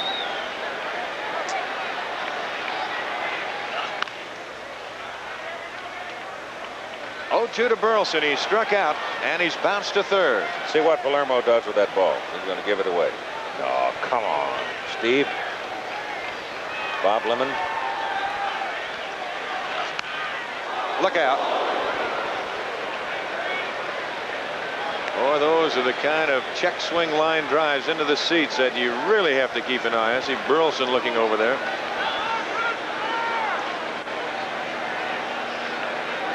The first rule in the book, you keep your eye on the ball. 1 ball and 2 strikes to Burleson. Gentleman there, he's going to be all right.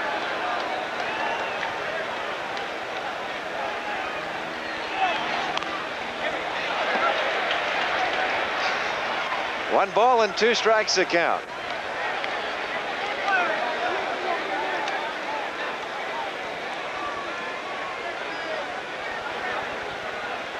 Little treatment there for the gentleman who took that hard shot off the bat with his bare hand. Whoa!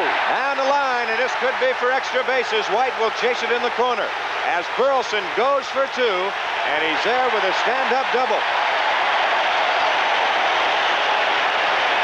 And you're now getting into your innings where they become really critical.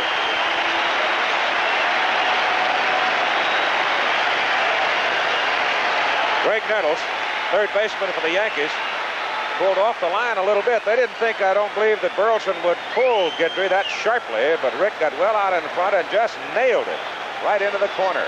So the leadoff man is on second base for Boston. Well, they got to pitch up over the plate to him, and that's where Rick can hurt you. His power is up, and here's Jerry Remy, and they go to Gossage in the Yankee bullpen. We'll see how Zimmer wants to play it. Chambliss looking for the bunt, so is Nettles. A little bit low. Now Nettles charging, holding his ground and then charging from third, and Chambliss, as you look at Gossage in the bullpen, Chambliss coming hard from first. 2-0. Gus Remy wants that ball to roll to third base side if he possibly can, and here's where the athletic ability of the pitcher becomes so very important, because if it goes down toward third, he's got to come out of there and play it. Guidry has the one advantage, being a left-hander. And he's got a good bunt. Nettles has only one play. They just get him.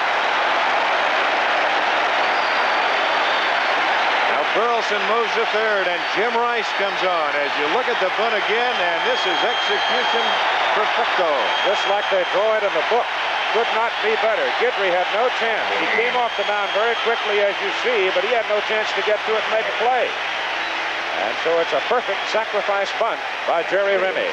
And he got it hard enough to where he got it by the pitcher and made the third baseman field it. And now the Yankee infield comes in as Jim Rice stands in. He's 0 for 2. He has struck out. He's bounced to short.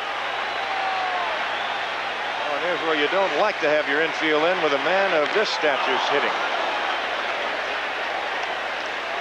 No, you might have one with a hole in him. Well, you keep the married men off the infield right here, Morty.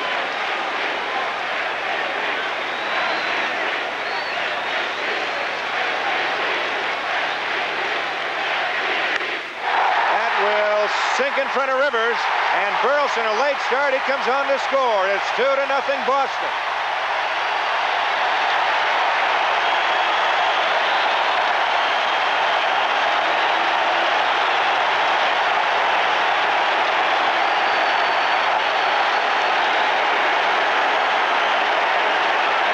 Think they're not wild at Fenway.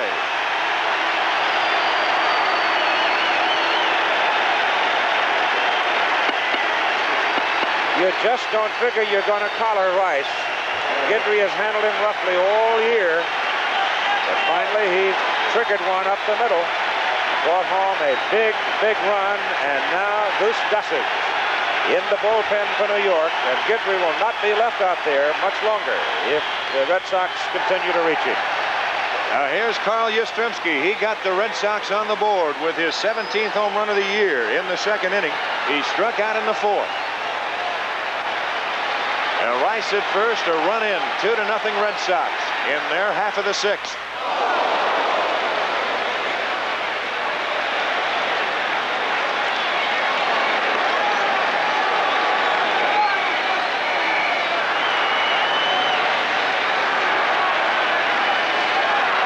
Got a feeling right here that this is kind of the teetering point for Guidry, depending on what he does to Yaz.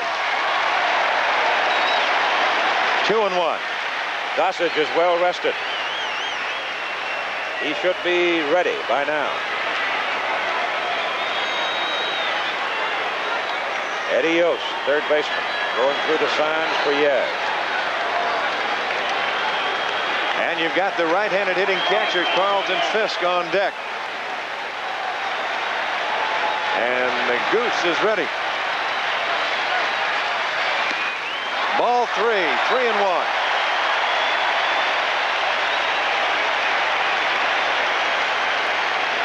Well, I'll bet you that Eddie Yost has wiped everything now. It is Sick'em Carl. Now Rice at first.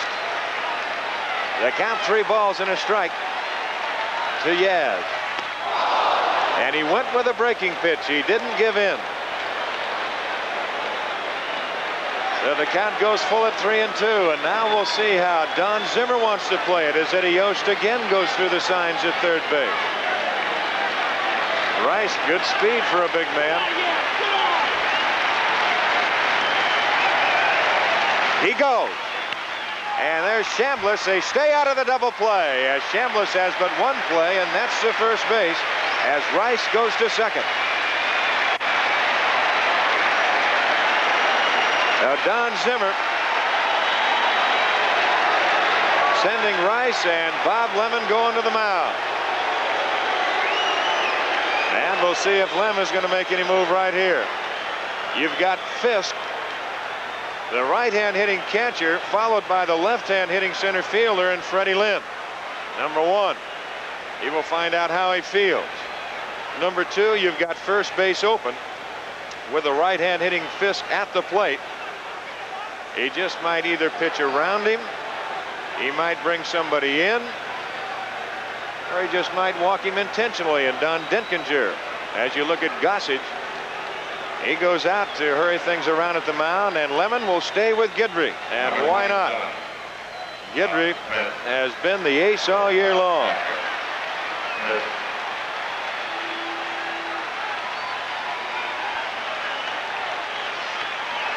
Now Fisk this afternoon has flied to left. He's flied deep to Rivers in center. That is Jim Rice at second base. A run in for the Red Sox here in the 6th. They lead it 2-0. And they will walk Fisk intentionally.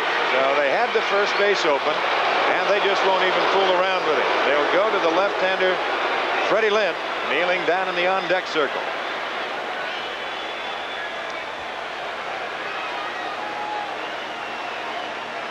Well, Lemon going to the percentages as you look at Lynn, just watching what's going on.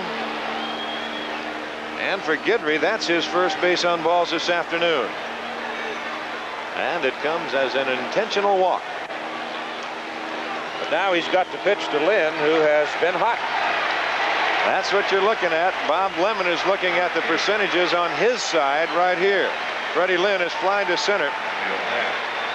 And he hit a ground ball back through the middle that Ron Guidry made a good play on as you look at Rice at second base. But he will go left-handed to left-handed. That's the story from Fenway Park. 2-0 Boston, and trying to get some more. And commerce is slow in Boston today. And it may get pretty exciting around here tonight if these Red Sox hang on to win. Oh, you know it is. That's Rice at second base. Fisk at first. 1-0 to Lynn. That is foul left side out of play. And the count goes even, a ball and a strike.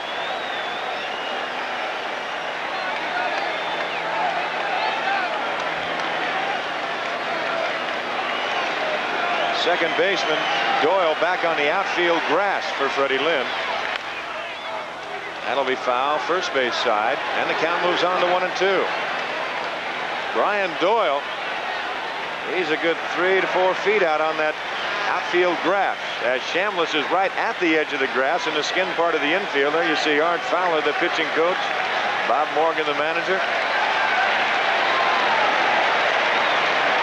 There's Doyle and Chambliss. The count goes even at 2-2. The big thing that they're concerned about, any ball hit on that right side, they want to be deep enough to where at least they can dive and knock it down and try and save a run. Missing away, and it goes full 3-2. And now the runners once again will get the advantage. They will be going with 2 outs. Don Zimmer. Wilkie isn't rooting. There they go. There's a drive hit deep right field. Going back, Piniella still going back and makes a catch. Fine running catch by Lou Piniella as he battled the sun all the way. Now the Red Sox are gone as you look at it one more time. And Keith, what a catch here. As the day wears on, the sun field becomes right field, and you see how bright it is there. And Lou's looking right up into it. Stayed with it and made the play. Great catch by Lou Piniella, and the Red Sox threatening, but they are turned away. However, they do lead 2-0. By the time this day is done, you'll turn a mountain of canvas and a truckload of living dynamite into one of the world's oldest fantasies, the circus. Now comes Miller time. Time for the best tasting beer you can find. Miller High Life. If you've got the time, we've got the beer, Miller beer.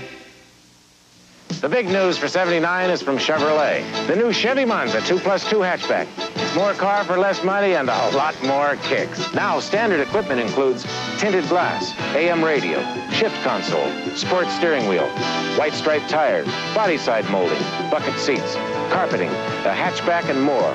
All standard and all for less than what last year's Chevy Monza 2+2 would have cost with the same equipment. That's more car, more kicks for less money. New Chevy Monza. By now, almost everybody's heard about the incredible Black & Decker Workmate. About how it makes almost any hard job a lot easier, like planing, hammering, sawing, almost anything. But what most people don't know about the incredible Workmate is now you can get a single hatch model for as little as $45. Wow. That's right. A Black & Decker workmate for about $45. That's really incredible. The American League Championship Series starts tomorrow night on ABC. Al from Fenway Park in Boston, I'm Don Drysdale with Keith Jackson. Happy you've joined us today, wherever you might be, because we've got a thriller going here at Fenway. 2-0 Boston to the 7th, and once again, here's Keith. Nettles, Chambliss, White for New York as we go to the top of the 7th. Red Sox threatening to roll them up in the bottom of the 5th, but were turned away with only 1 run to lead it 2-0. I'll tell you, 3-4 runs would look awfully big right about here, wouldn't it? Oh. Greg Nettles checks, and it cost him strike. Now there is the other pitch that Torres came up with in his last start. He took a little bit off of the slow curveball. You saw Nettles out in front of it. As the game wears on, it's incumbent on a pitcher to change his assortment of pitches. Rotate them and leap. And that's high, a mile high for the right fielder, Jim Wright.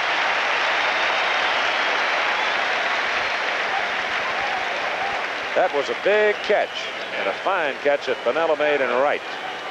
To run down that fly ball a moment ago with base runners going. I think Freddie Lynn got that out just a little bit on the end of the bat, because if he hits that solid, he hits it out of here. And Piniella, you're right, Keith, did make a great catch on the ball because he was battling the sun and that ball hooking a little on him too. Chris Chambliss, hitless, 2 trips today. First time up, he hit the ball sharply to the right to George Scott. That's strike 1. 32,925, and they did not sell standing room today, though there's a lot of folks wandering around here. Punch to left, base hit. So Chris Chambliss punches one through the hole to left with the infield shifted to right. That is the 3rd New York hit of the ball game off Mike Torres. And here's Roy White, who has struck out swinging and walked, and was involved in what is still a big play as he delayed going from 2nd to 3rd and was thrown out. Well, we'll never know.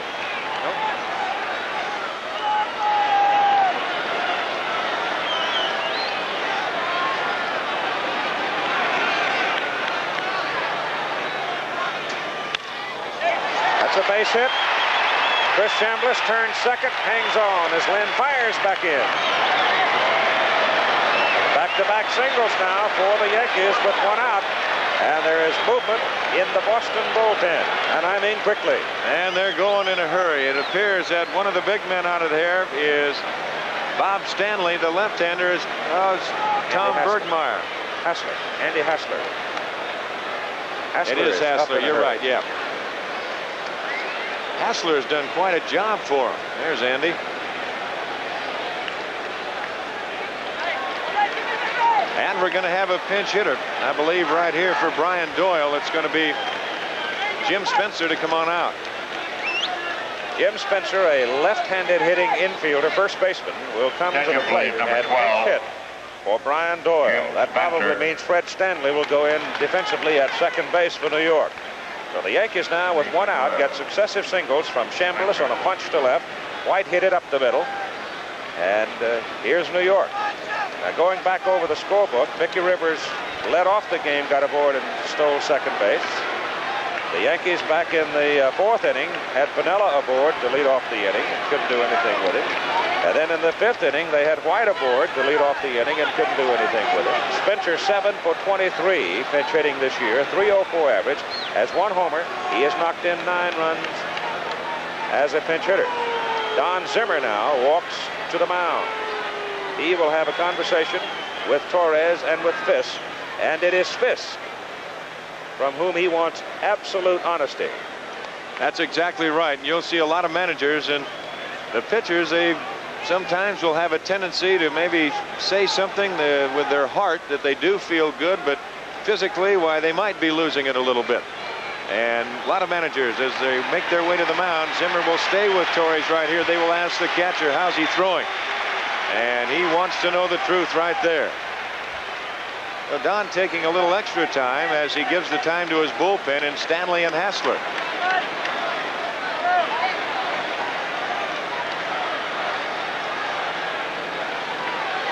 Jim Spencer is at the plate. He started only one game since early September the 4th as a DH on Saturday against Cleveland. Half of the 70 games he's played have been as a designated hitter. So the Yankees do regard his bat. And that's foul. Chris Chambliss is at second base, and the big man can move it. He's quite quick. And over at first base, Roy White, who's very quick. Again, it is Fisk going to the mound to Torres. Obviously saying something to Mike about location. And the big thing right now is he wants to make sure and remind Torres that they keep the ball down, and that will be kind of the key. That will be what Don Zimmer and Alvin Jackson are looking for, the pitching coach of the Red Sox, from their viewpoint over in that dugout. Is he starting to get the pitches up? And that will sometimes tell you that a pitcher is losing it a little bit. Just missed with it. The count is 1-1 with one out and two Yankees on the bases. Chambliss at second, White at first. Boston 2, New York nothing. Top of the 7th inning.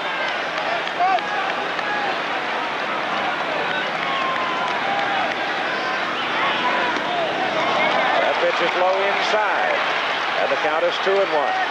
Now the big thing right here is if you get away from that one thing that you don't try and overthrow. If you can just stay within the same pattern that you were throwing before. Even though you're in a little bit of a jam, you've got one out and you've still got the double play in order, and you've got a good double play man at the plate as Don Zimmer reaches in for a little nourishment. He's adding to it, isn't he? There's Alvin Jackson on the right of your screen. Ball is hit out to left field for Yastrzemski. 2 out.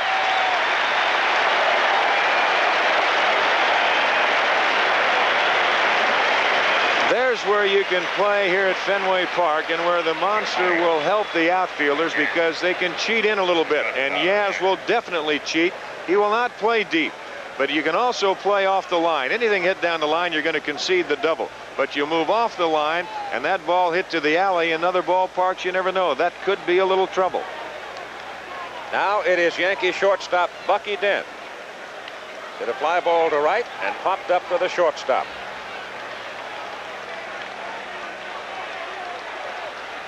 You are now getting into, in vernacular of football, 4-down territory as we're in the 7th inning.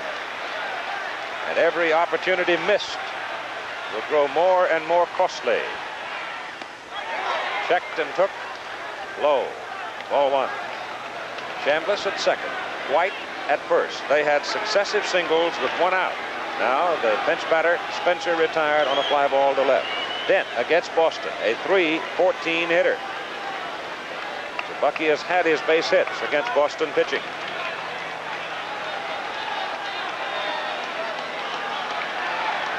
Rice, short and right, holding his glove up, shielding the sun. Foul at the plate. It looks like Bucky fouled it off the foot or ankle that has been a constant problem for him all season long. He has been wearing a little shin guard over that foot, but this time he chose to come without it, and bang. And you think that doesn't hurt? He got it right down there on the instep, maybe a little higher than that. Gene Monahan, the trainer for the Yankees, out in a hurry to have a look at him. And Bucky's in pain. Looks like it came right down on the ankle bone.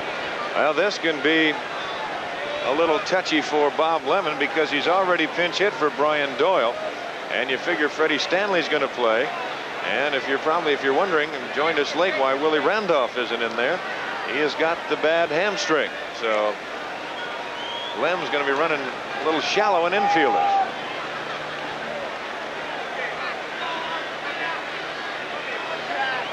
Dent will stay, try to shake it off.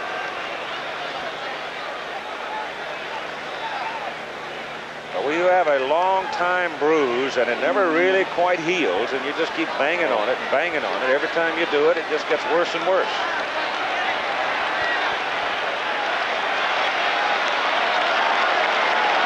He will stay. 2 out, 2 on, 2-0 Boston, top of the 7th.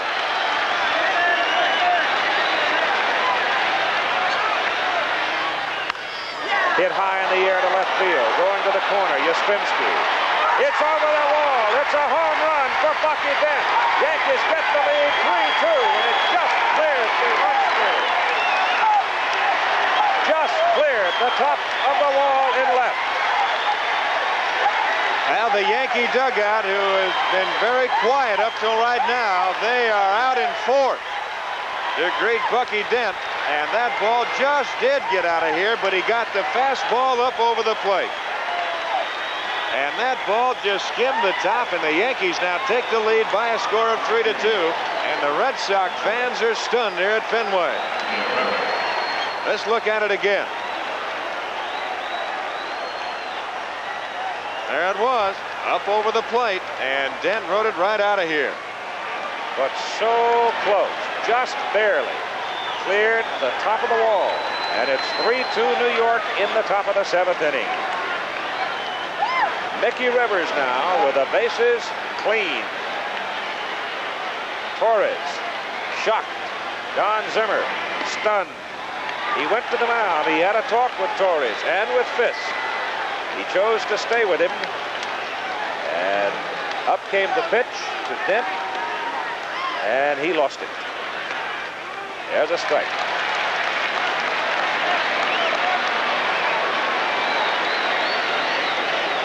One ball, 2 strikes with 2 out.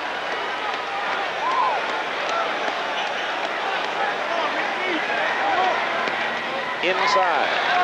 2 balls and 2 strikes.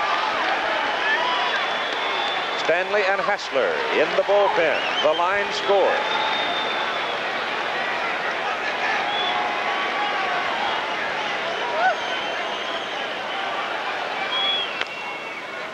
Little chopper that's going to kick foul.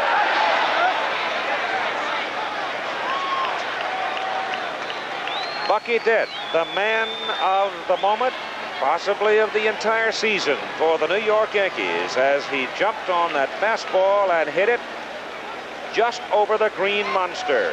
Watch how close it is. The ball just settled into the screen. It was almost so close, it almost sit up there and lay on top of that wall, but that's as far as you have to hit him right here. About 320 feet. That pitch is low to Mickey.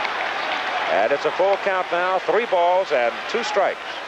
And George Steinbrenner, for the first time today, started to enjoy himself, I think.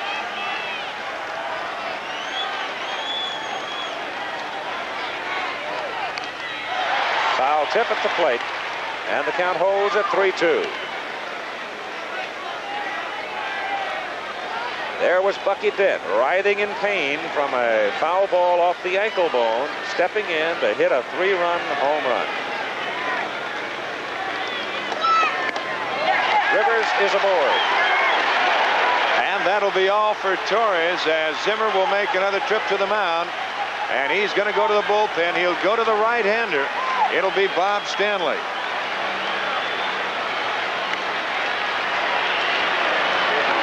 So Bob Stanley, who had an outstanding season for the Boston Red Sox, comes trotting in from the bullpen. Time is out. Let's hear this message from baseball.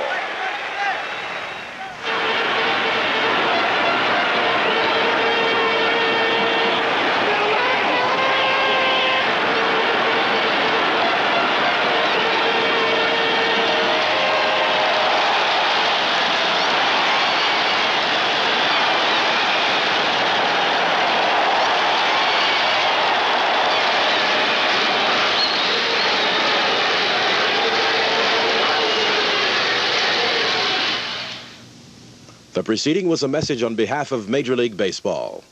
The Super Bowl champion Dallas Cowboys battle the undefeated Washington Redskins. Then tomorrow night, ABC Sports begins coverage of baseball playoff action with Game 1 of the American League Championship Series tomorrow night on ABC.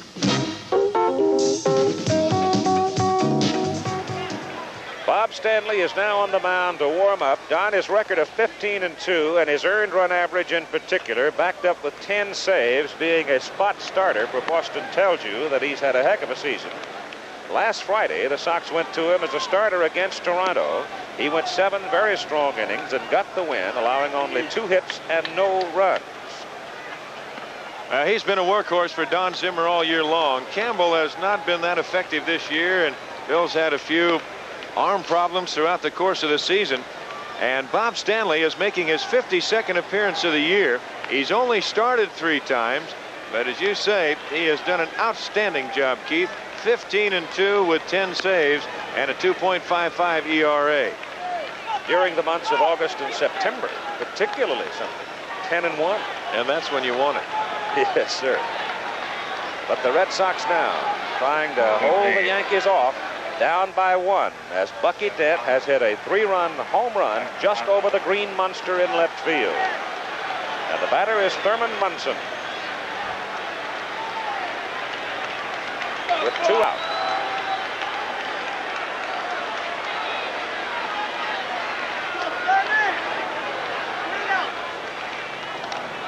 They go to first, and it's close on Rivers as Mickey fell away from George Scott. Mickey trying to edge up that line and get a big break toward second base with 2 out. Now he's a little more conservative. The shadows playing a little part in this game right now too, because you can see as we get on our high camera and move out towards the pitcher's mound from home plate, you can see the shadows have been moving out during the course of the game, and Stanley coming out of the sun and into the shadows, and that can make it a little tough on the hitter, but not on Mr. Bucky Dent. Rivers going. Munson swings and misses, and Fisk bounces the throw to the second baseman Remy, and Rivers has stolen his second base in this game.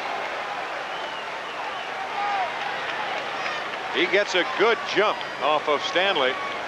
Fisk did not get rid of the ball real clean, and then when he throws it on the 1 hop, why, there's no chance whatsoever. Rivers with the speed, and he's there in front of the tag of Remy.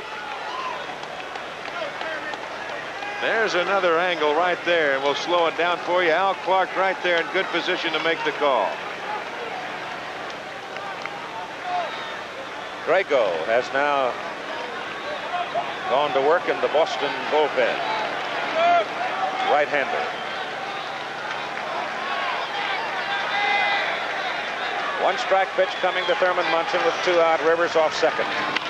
Munson hits it into left center. It's going to drop in there for a base hit. Here comes Rivers to the plate. That's going to make it 4 New York 2. Lynn does not come up with it cleanly, and Munson goes on into second base. 4-2 Yankees. Now, just like that, in the Red Sox 6th inning, they had a chance to break it open, and it took the catch by Lou Piniella to stop him right there, scoring only 1 run and keeping the score at 2-0. Now, Munson doesn't get all of this ball, but he gets it in a perfect location, as Lynn was playing over in right center. And by the time that Freddie gets on the ball, it bounces away. They had no chance whatsoever to get Mickey Rivers. Munson ends up at second. The Yankees tallying 4 times here in the 7th inning. And Piniella is at the plate. He is the 8th man to come to bat in the top of the 7th inning for New York. That ball is hit to right field. Jim Rice looking into the sun, fights it, gets it.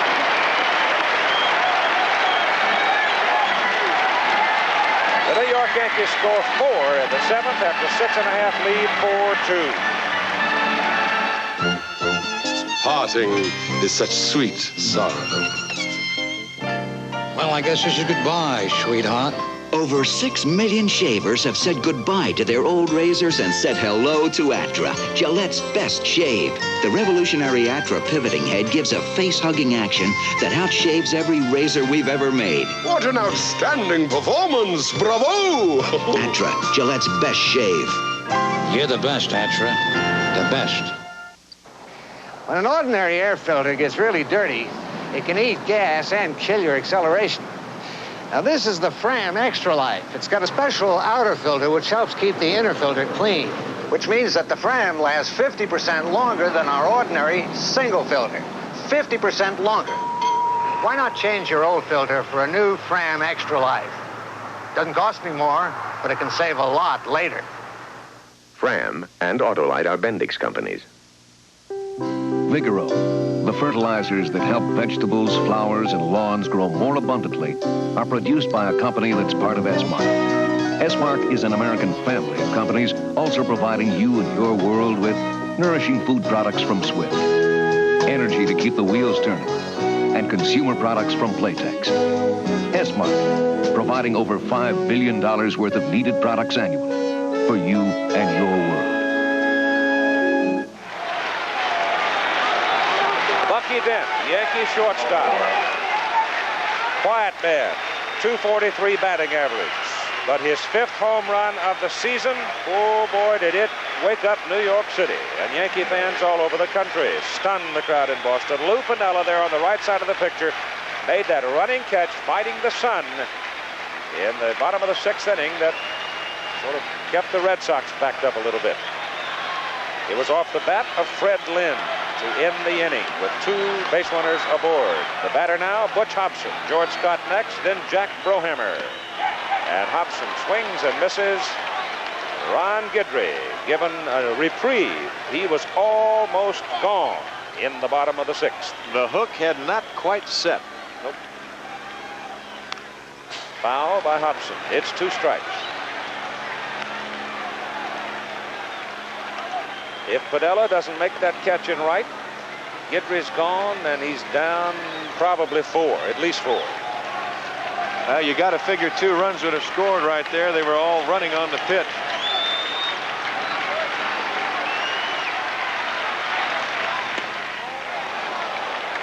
That's the ball. It's 1 ball and 2 strikes to the leadoff man for Boston in the bottom of the 7th inning, Butch Hobson.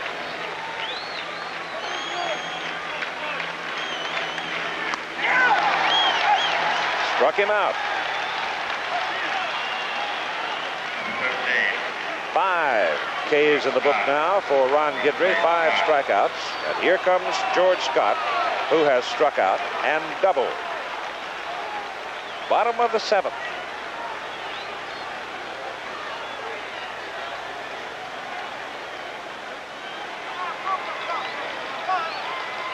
Shadows now covering almost half the infield, making right field very treacherous because that fielder has to look into the sun. Rolled to right by Scott. Base hit number 6 for Boston. Bob Bailey coming out of the Red Sox dugout. Guidry now with 99 pitches in the ball game. Bob Lemon is coming toward the mound one more time. This might be all for Guidry. I don't believe he's going to wait, and he doesn't wait at all. He'll go to Gossage. Gossage has been throwing in the bullpen. He was ready last inning when the fine catch by Piniella ended the inning. And Gossage ready to go again right now. And, of course, you've got Bailey. He can certainly reach that wall in left field. And you know you're going to get some heat right here. And Mr. Goose Gossage coming on. Rich leads the American League with 26 saves. He had 9 saves and 2 wins over the last 14 ball games. He's given just 3 earned runs in his last 15 appearances. He's allowed just 7 earned runs in his last 25 appearances. So the big youngster from Colorado comes on in relief of Ron Guidry, who pitched 6 1/3 innings. But Guidry leaves with the Yankees leading by a score of 4-2. And it was Bucky Dent's 3-run home run that was the big swing of the ball game for New York. After successive singles by Chambliss and White, and then Rivers was walked, stole second, and Munson delivered him with a run that may be pretty big before this one is done. It very well could be. And Gossage right now making his 63rd appearance of the year. A record of 10 wins, 11 losses, 26 saves on the year. He's right up there with the California Angels fine left-hander Dave LaRoche with that Fireman of the Year award that goes to the relief specialist. And a fine ERA of 1.91. There has been, as we watch Goose warm up, a lot of conversation about the MVP in the American League. And, of course, the primary conversation deals with Jim Rice of Boston and with Ron Guidry of the Yankees. Guidry seems a certainty for the Cy Young Award in the American League. Question is, should he have the MVP as well? And it's one of those things you could argue about for a long time. Goose is about ready on ABC's World News tonight. We invite you to stay tuned. Right after the ball game, Frank Reynolds in Washington, Max Robinson, Chicago, Peter Jennings, Rome, news correspondents all over the world bring you up to date. We'll have a taped conversation between the pilot and the tower of last week's tragic air crash in San Diego on ABC's World News tonight, later today. Bailey is up to face Gossage, and Goose throws it outside. Bailey has been around for a long time. Came originally out of Long Beach, California as a pinch hitter for Boston, 1 for 12. That is fouled out of play. He was one of the big bonus babies way back when it was big news. That's right. That was back in the... Don was still in Van Nuys High School. Don't tell Beatles that. Bob, a bonus player with the Pittsburgh Pirates. Bullet. In there, 1 and 2.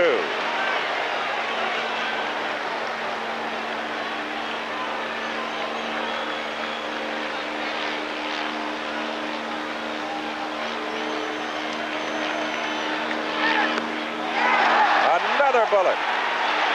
And Bailey is gone looking.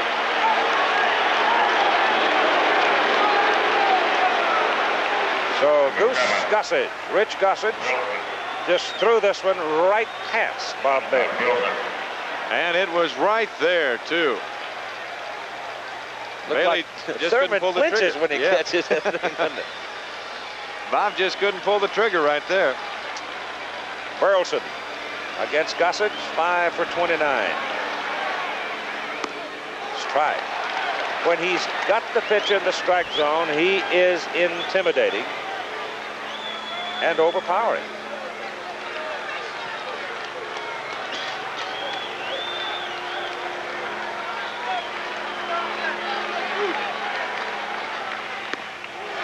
Strike 2. And I'm telling you, Keith, when he keeps that ball down in that location and can hit spots, you know that he is double tough.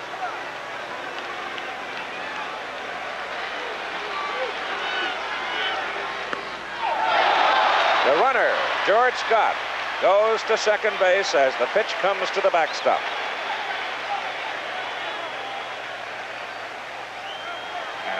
They give a pass ball to Thurman Munson, and I've oftentimes felt that's the most unfair score in the world to a catcher. Thurman just barely able to get his glove on it.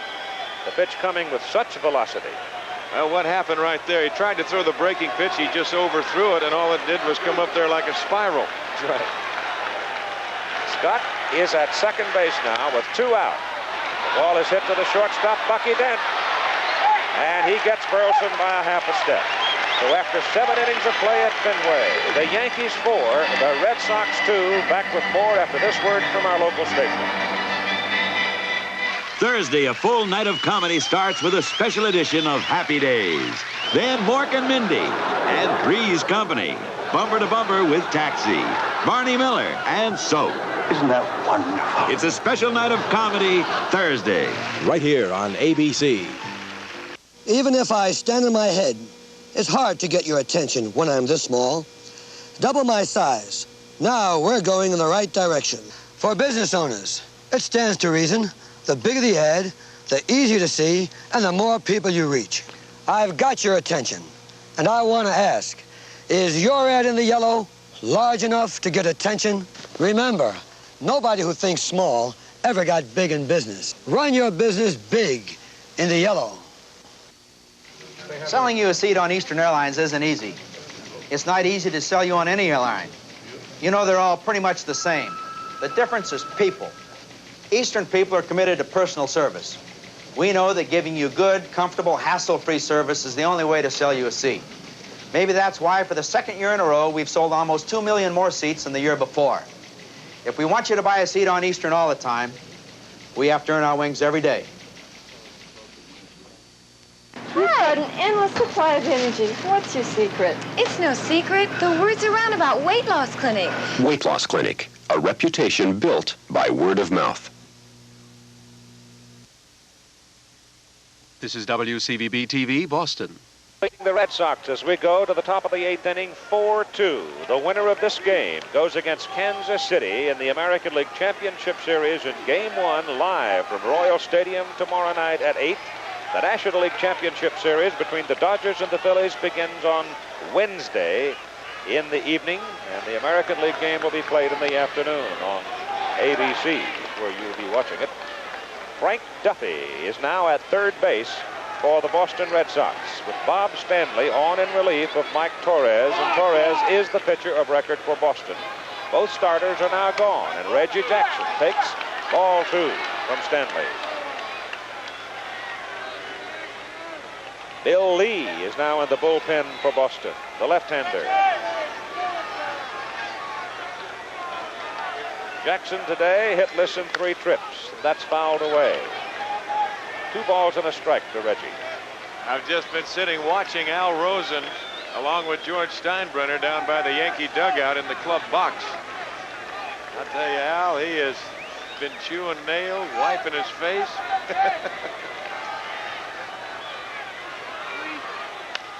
High drive, center field, way in the air. Lynn looking, it is gone.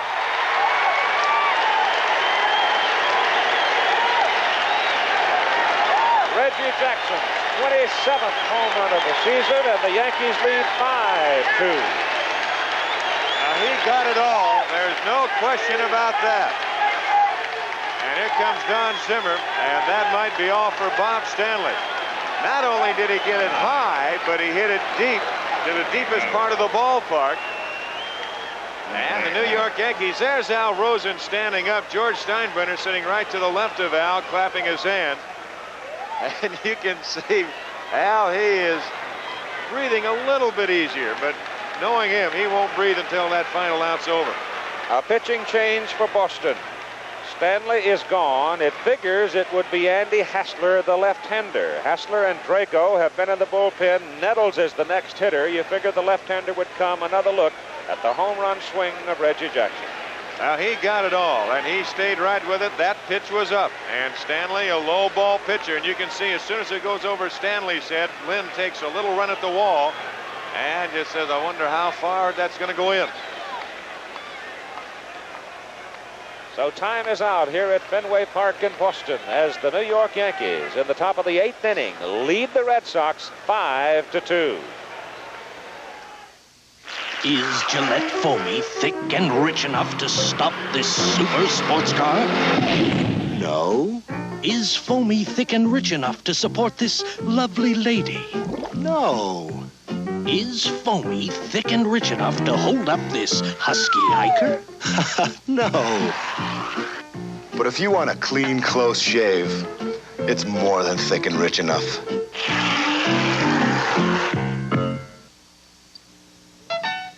A lot of cars are like pizzas. To get a lot on them, you gotta pay a lot extra.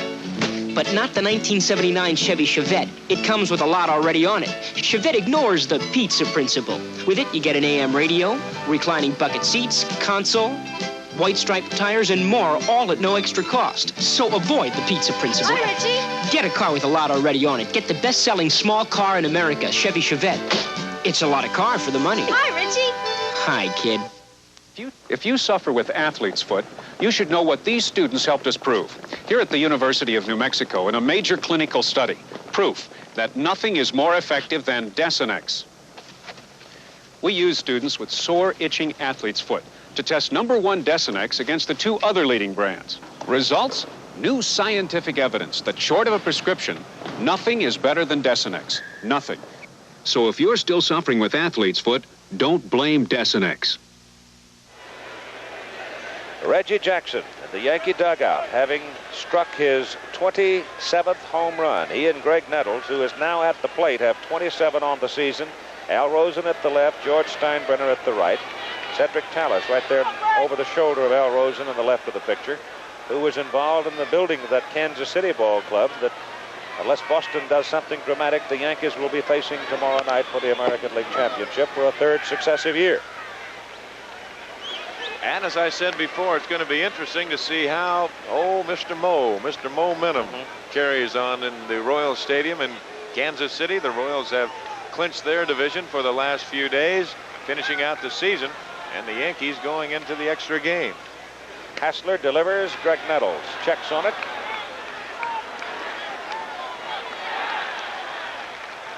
Hassler came over from Kansas City and has pitched well for Boston coming out of the bullpen. He made 8 appearances in September. He had only one bad one. That was when the Yankees boxed him around September 7th. Andrew Earl Hassler, born in Texas City, Texas. Big fella, 6'5", 215. Dex, Greg Nettles.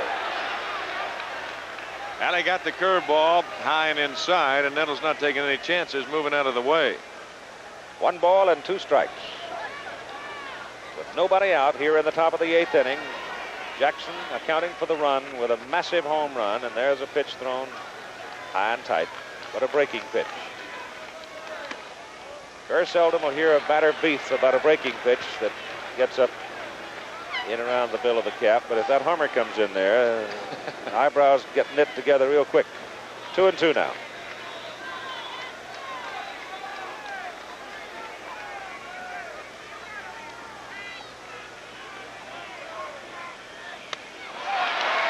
Swing and a miss, and Greg walks away shaking his head, knowing full well he took a swing at ball 3. 1 out. Yeah, that pitch right there up around the bill of the cap. And you get a big left-hander out there like Hassler, and he comes at you and side wheels you just a little bit. And he's got good stuff at times. It's just had control putting it together, but evidently, why, maybe they found a secret here at Boston. Kind of a different set of numbers for Chambliss, hitting better against left-handers than against right-handers. Rolls this one to right field. Great play by Rennie.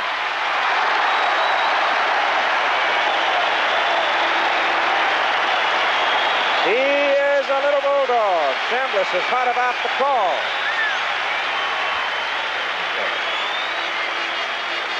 Lemon started out of the dugout to go across and get Chris and bring him back. But Chambliss stopped the argument and returned himself. Let's have another look. Well, Remy goes deep to the hole, and he makes himself quite a play because that has base hit written all over it. And then he gets up, sets himself, takes a little time. There he gets the ball. Now taking a little extra time, and you look at it again. Well, I don't know. It's hard to see from that angle with Chambliss and Scott both blocking the view of our camera angle. Jim Evans called him out. That's 2 out. Base is empty, and Roy White hitting from the right side against the left-hander, bounces it over to Rennie, and he's thrown out, and the inning is over. But the Yankees tack on 1 more run, and after 7.5 innings of play, it is New York 5, Boston 2. The problem, it was costing hospitals too much time and money to order vital supplies. American Hospital Supply Corporation, a leader in the field, saw that this was a communications problem and called in the Bell system. The solution, a system of card dialer telephones and Bell teleprinters to order supplies and equipment. A transaction that took up to 2 weeks to confirm now takes 15 minutes. Another case that shows the system is the solution. Here's to good friends. Tonight is kind of Did Frank burn the trout yet? No, but we're ready. Okay, you guys, knock it off. I don't believe it. And a little something to go with it. Lowenbrow. Lowenbrow. And you guys don't deserve it, but my trout does. When you want the taste of a truly great beer, tonight, let it be Lowenbrow. Well, Frank, we apologize. The beer's terrific. Hey, Mr. Goodwrench, it's only hitting on 7. Better give me a complete tune-up. Better. Let me check it out first. You don't want to pay for anything you don't need. When you want your GM car fixed, see Mr. Goodwrench at your participating GM dealers. He cares. All it needed was this little fuel filter element. A lot cheaper than a tune-up. All right. Keep that great GM feeling. With Mr. Goodwrench. My man. And genuine GM parts. The intense face of the Boston Red Sox manager, Don Zimmer, as the Red Sox come up in the bottom of the 8th inning. Jerry Remy, Jim Rice, Carl Yastrzemski against Goose Gossett. And Gossage just blew the Red Sox away in the bottom of the 7th as he came on in relief of Guidry. That is foul. It is 2 strikes on the Red Sox second baseman. Gossage came in, struck out Bailey looking, got Burleson on a roller to short. Boy, the wares of a pennant race on the face of Don Zimmer. 2-strike count continues on Remy. The line score there. 2 home runs for New York. A 3-run shot by Dent. A solo by Jackson. Down the line, base hit for Remy. It'll go for 2. Little flyer is around first, goes into second as Piniella hurries the throw in. No, it is not over. And it will not be over until the final out is recorded here at Fenway as we take another look at it. Gossage with the infield, outfield playing Remy to hit to the opposite field. Went with a breaking pitch and got it down and in. And Remy hit it right down the line. And he's at second base with a stand-up double. And you can't tell at Fenway, Keith. You just at times cannot get too many runs. Jim Rice is at the plate. Yastrzemski is on deck. And the pitch is low. Power against power right here with Gossage against Rice. Yaz waiting. Swing and a miss. That was a letter-high fastball. He got it in on him just a little bit. And if you're going to get it up in there to Jim Rice, you better make sure you get it inside. Yankees 5, Red Sox 2, Boston in the bottom of the 8th inning with a threat.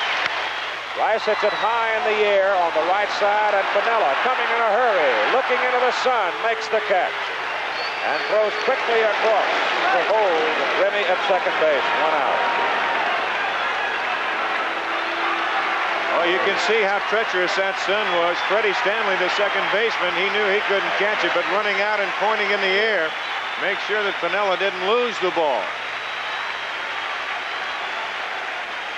With 1 out, Carl Yastrzemski is at the plate now to face the big right-hander who will winter in Breckenridge, Colorado.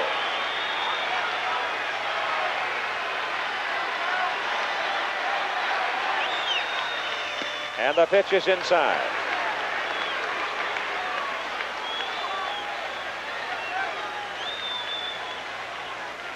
Shadows covering virtually all of the infield. Only the first and second basemen are in the sun. That pitch is inside.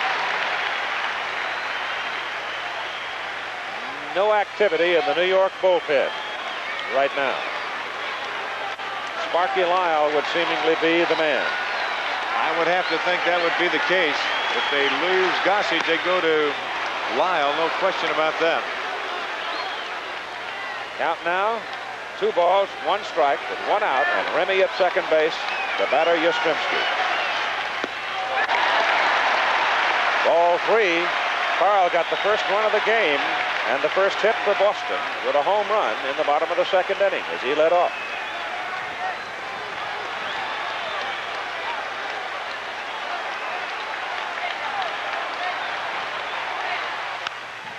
Hit up the middle for a base hit. Here comes Jerry Remy around second base. Rivers has it. He will not have any opportunity as Remy scores, and it's now 5-3.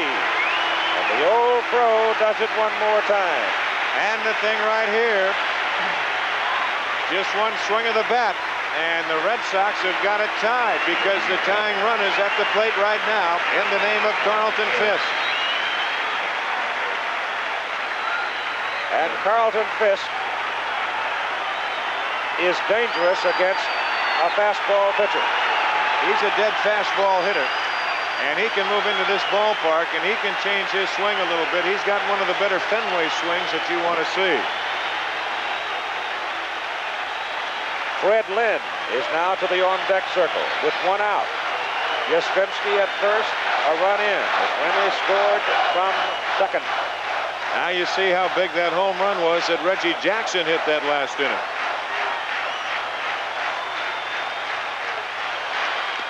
Low, ball 1. The winner of this game goes to Kansas City tonight and will begin play for the American League pennant tomorrow night. And there's still, as you look at Yastrzemski at first, nobody throwing in the Yankee bullpen.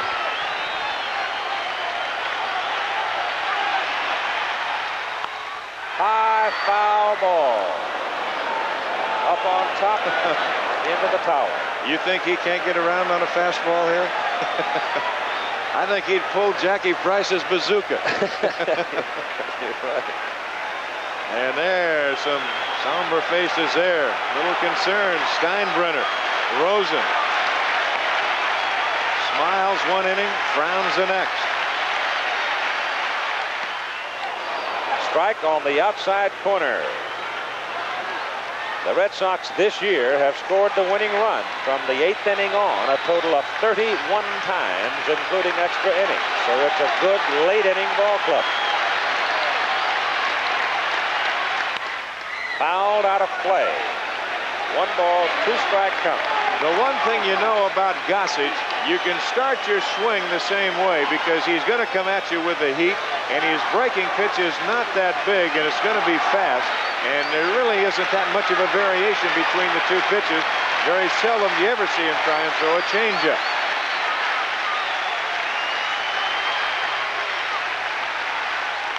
Fouled out of play. There he tried to spin one in there, and Fisk fought it off. It was a defensive swing by Fisk.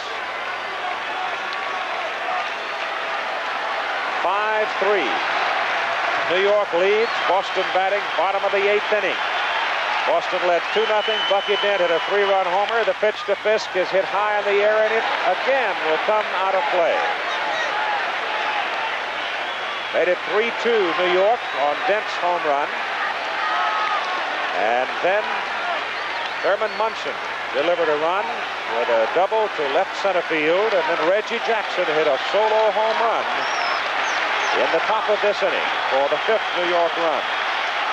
5-3 with 1 out. And Yastrzemski at first base, and Fisk checks and takes just low. 2 balls, 2 strikes. Johnny Pesky, number 35, coaching Carl Yastrzemski there at first base. 1948, Cleveland, and Boston played here in a single playoff game with Cleveland winning. Bob Lemon and Johnny Pesky were active at that time as players, and that pitch is high. 3-2.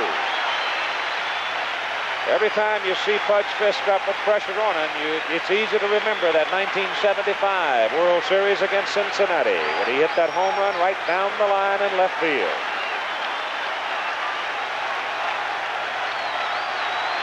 Yaz edges off. 3-2 pitch coming to Fisk. Shot foul at third. Pudge hangs in, and you can cut it in the Yankee dugout right now. And Bob Lemon, he says, well, I got to get somebody going. And he's got some action out in that Yankee bullpen as things start to kind of tighten a little bit on the third base side. Clay, a right-hander throwing. 3-2. Ball is hit to center field. It's in there for a base hit. Yastrzemski will hold at second.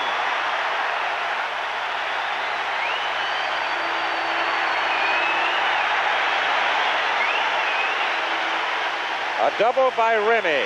Rice hit a pop to right field that Piniella caught. Yastrzemski delivered Remy from second base with a single.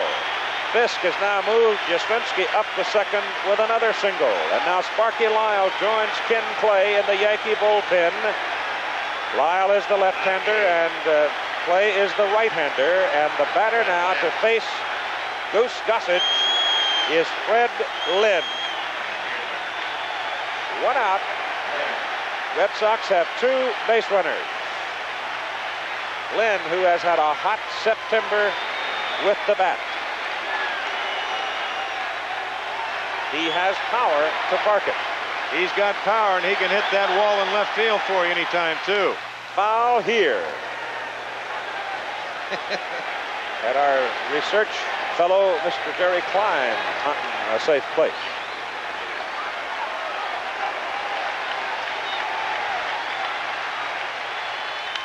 Hit to left field. Base hit. Here comes Yastrzemski around third. He will score. It is 5-4.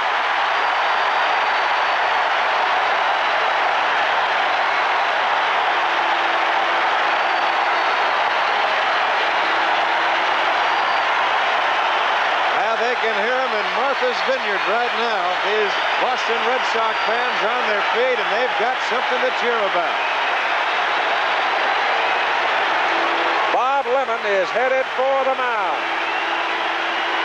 Gossage came in and relief of Guidry and just blew the Red Sox away. But here in the bottom of the 8th inning, he has not been effective as Lyle and Clay crank up in the pen. Should be noted that Sparky Lyle has made only 2 appearances in the last 17 days. Whether or not he'll be sharp if he gets the call, you can't tell. But Lemon, for the moment, will leave Gossage. Well, this is what it's all about. 2 ball clubs that win 99 games on the year and have to go and face each other toe-to-toe. In the park right here at Fenway Park, you know that anything might happen. And we've seen a lot today. The base runners at second base, Carlton Fisk. At first base, Fred Lynn. The batter is Butch Hobson. Fisk at second base represents the tying run with 1 out. And the pitch to Hobson was ball 1. High fly ball hit to right field. Piniella has a beat on it. Yastrzemski, I think, probably in many instances plays that field as well as anybody. But today, Lou Piniella has really shown us he knows how to play it out there as well. Well, the thing is, every man that they bring to the plate right now, Hobson certainly potential home run hitter. You've got power standing at the plate right now in the boomer, George Scott. You've still got Dwight Evans down on the bench, who has power to reach the fences here at Fenway. And again, I tell you, there's some drained faces in that Yankee club box. The pitch to Scott is outside for ball 1. Fisk at second base, moving across the bottom of the picture there, representing the tying run for Boston as New York leads 5-4. Scott fouls it back. Boy, that was a fastball up in George's home run territory. Oh, yes, sir. I'll tell you, and watch out. Rosen holding his head over that pitch. That's when your stomach, I tell you, is laying right up around your chest.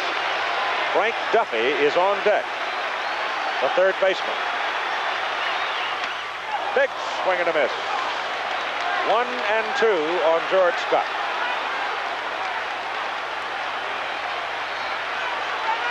A double and 3 singles have produced 2 runs for Boston here in the bottom of the 8th inning.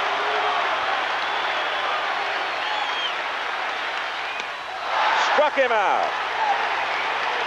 So Scott strikes out swinging. But the Boston Red Sox have made it a contest. We have 1 inning scheduled to play, and it's 5-4 Yankees. We're going to show Grandma our new Chevy Malibu. A freshly sliced apple pie called Chevy Malibu. The 1979 Chevy Malibu has the right room, right headroom, legroom, and trunk room. The right size, new family midsize. Looks like Bill bought himself a new Malibu. The right ingredients, like an impressive mileage rating and a beautiful body by Fisher. It's got the right name, Chevrolet. No wonder it's a family favorite. A freshly sliced apple pie called Chevy Malibu. Tonight on ABC's NFL Monday Night Football, the Super Bowl champion Dallas Cowboys battle the undefeated Washington Redskins. Then tomorrow night, ABC Sports begins coverage of baseball playoff action with Game 1 of the American League Championship Series tomorrow night on ABC. The line score on the ball game, 5-7-0 for New York, 4-10-0 for Boston. For the Yankees in the top of the 9th inning, we'll start with Fred Stanley, the second baseman who replaced Doyle, Bucky Dent, and then Mickey Rivers.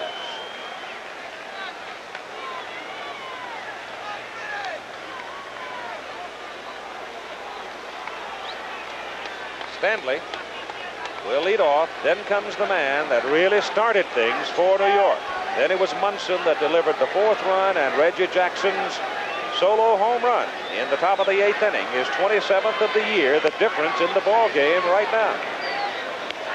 5-4 New York. And on the mound, Andy Hassler. Big left-hander from Texas. Let's go, chicken, let's go, chicken. And it's his wife, I believe, that is such an fine woman golfer. Very good golfer, you're right. She may have $4 of my money from having played in a Pro-Am tournament one time with her at Lakeside in Los Angeles. I remember, she's a fine player. Here is Fred Stanley, whose wife is a writer, an author. Writes children's books.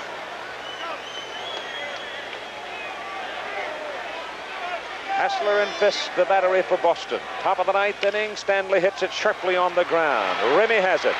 Throws him out.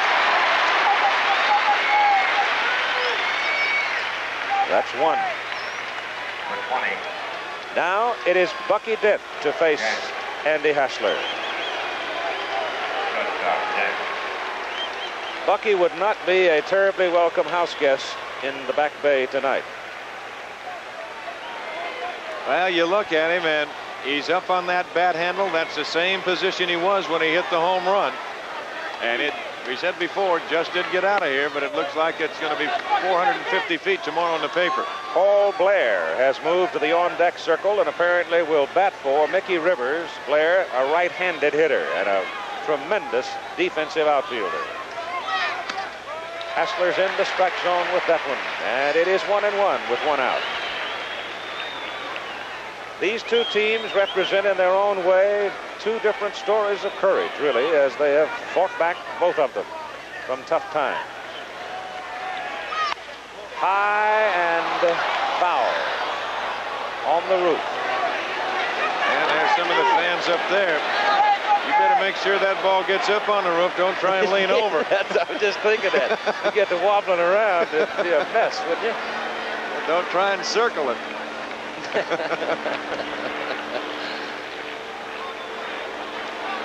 Bucky Dent, Yankee shortstop. Foul. Back behind the plate, it's 1 ball and 2 strikes. Say it one more time for those of you who might have joined us having done your day's work. The winner of this game goes tonight to Kansas City to start playing Kansas City Royals tomorrow night for the American League Championship. The sun creeping out there, making right field a very difficult field to play. Has been that way for the last hour. Yankees 5, Red Sox 4, and Dent looks at ball strike 3. Good pitch by Hassler.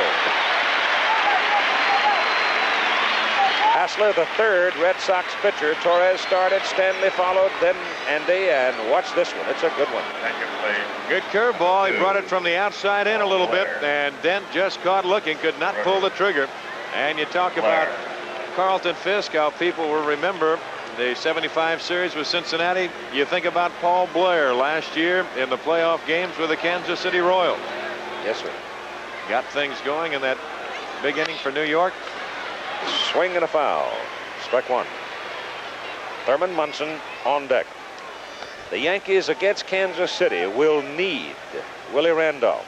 Willie has not run since he pulled the hamstring.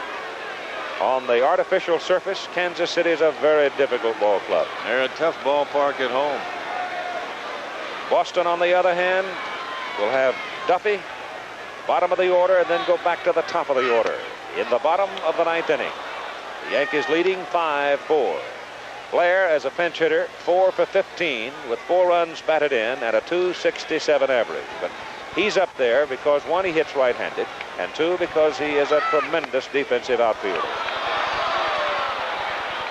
The count now, 2 balls and a strike with 2 out. I don't know really the total story of how exactly the game of baseball evolved into a 9-inning contest, but whoever it was that put that 9-inning limit on it knew exactly what they were doing, didn't they? As this game typifies the kind of struggle that goes on. A sharp shot under Duffy's glove into left field. Single for Paul Blair. Yastrzemski hurries it back in.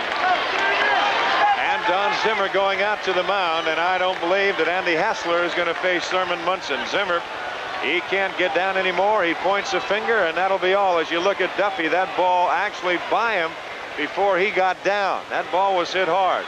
So Hassler will leave, and they did a fine job, and right-hander Dick Drago is going to come on, and he will face Thurman Munson. So the veteran right-hander Drago comes out of the pen as Hassler goes into the... At Avco Financial Services, our people have a certain spirit. Avco is me. And here's what that means to you. We're there to loan money, but our primary concern is to help the customer solve his problems. The customer is what I care about more than anything. I treat the customer as a personal friend of mine. Well, my goodness, the customer is all important. Without the customer, you wouldn't have an Avco. The customer is everything. Avco Financial Services. Our people put you in the best company. When I'm assigned to shoot a guy like John Newcomb, I pack my Canon AE-1 with several lenses. Because I'm after more than just John's form. Creativity means capturing his intensity. You try it, John. Me? Sure. The AE-1 is so simple, you can really concentrate on your subject. About all you do is focus and click. The surprisingly affordable Canon AE-1. So advanced, it's simple. It's lightweight. It's portable. It's virtually indestructible. You can hammer on it, saw on it, sand on it, paint on it, drive a screw on it, cut a pipe on it, clean a door on it, fix a picture on it, or a wheelbarrow, or a chair, or a bicycle. You can even have your lunch on it. The incredible Black & Decker workmate. When America has a job to do, it reaches for Black & Decker. With the Yankees leading 5-4 in the top of the ninth inning, Dick Drago, 33 years of age, well-traveled, is on to make his 37th appearance of the season. His record is 4-4 with a 3.04 earned run average.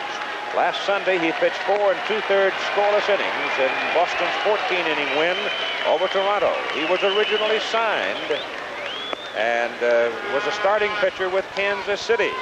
Signed by the Tigers in '65, but signed by Boston on the re-entry free agent draft in '77. And tonight at 9 Eastern time, I'll tell you, that's got to be a special kind of football game between the Dallas Cowboys and the Washington Redskins. Howard Cosell will be with Frank Gifford and Don Meredith in Washington at RFK Stadium for that ball game. Howard will join us tomorrow night in Kansas City for the beginning of the American League Baseball Championship Series. But enjoy the Cowboys and the Redskins tonight at 9 Eastern time over most of these ABC stations as they will square off for leadership in the Eastern Division of the National Football Conference. Drago has concluded his warm-ups. Blair is on first base, having singled, 2 out.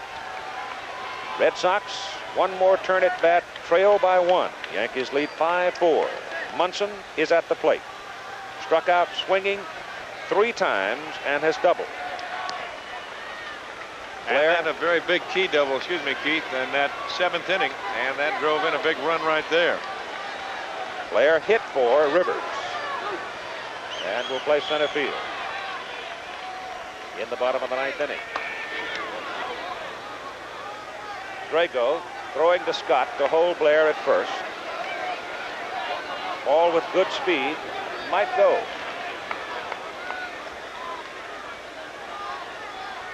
A run here for the New York would be so very big. Just low.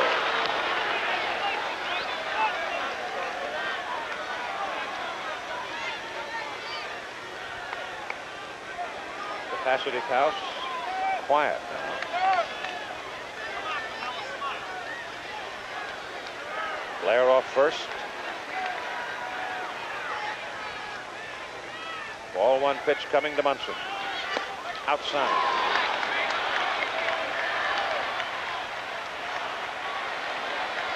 The Yankee catcher.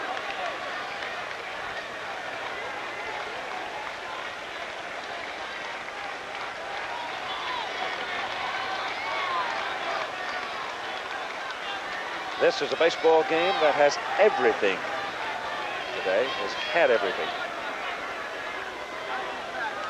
Who knows? It's not over. That's right. Munson bangs it to the shortstop. Burleson turns and whirls to second. Gets the force on Blair coming down. And so we'll go to the bottom of the ninth inning. The crowd already standing and roaring. The Yankees 5, Boston 4. Back to 4 after this word from our local station. Sunday, from New York to L.A., the only rule was win the Gumball Rally.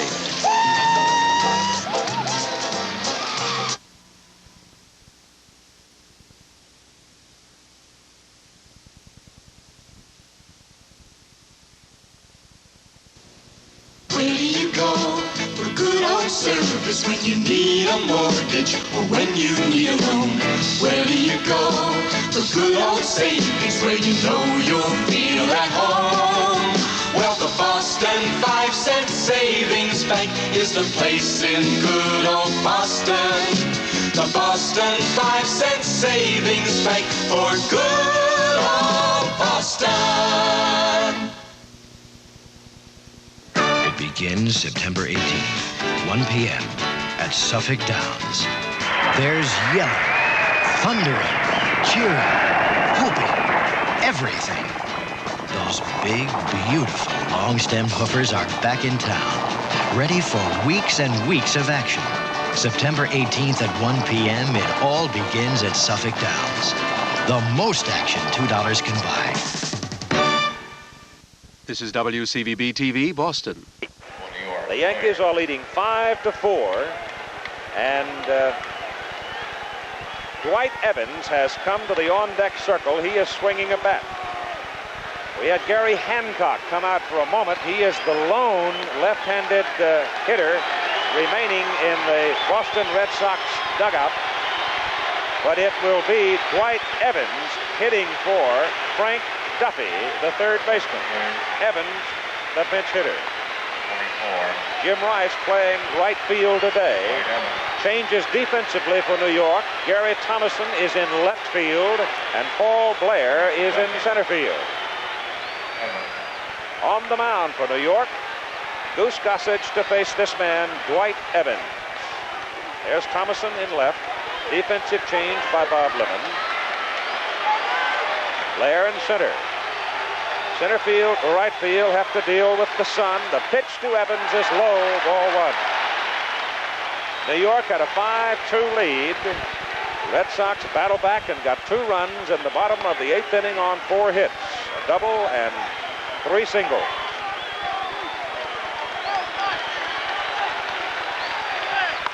High fly ball short to left field and playable for Thomason. 1 out.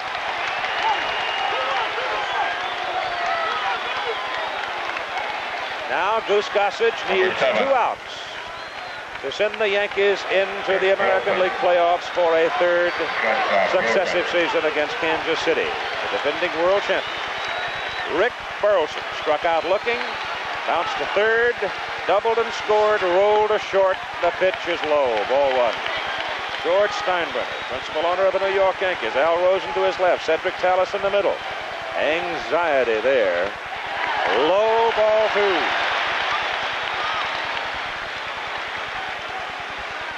One out, nobody on. 5-4.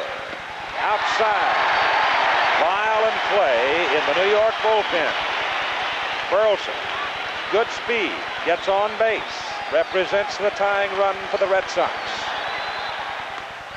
Strike on the inside corner, 3-1. Jerry Remy is on deck, then Jim Rice.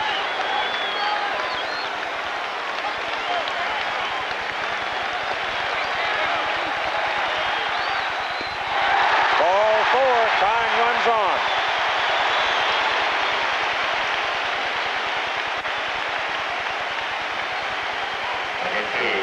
That's the first walk by Goose Gossage, and Sparky Lyle is in the Yankee bullpen along with Ken Clay.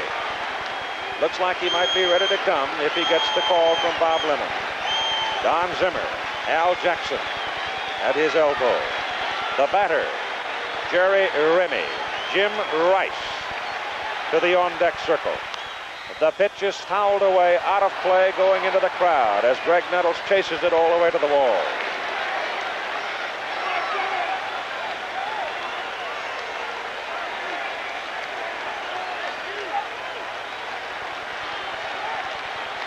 It's been a long ball game. You figured it would be.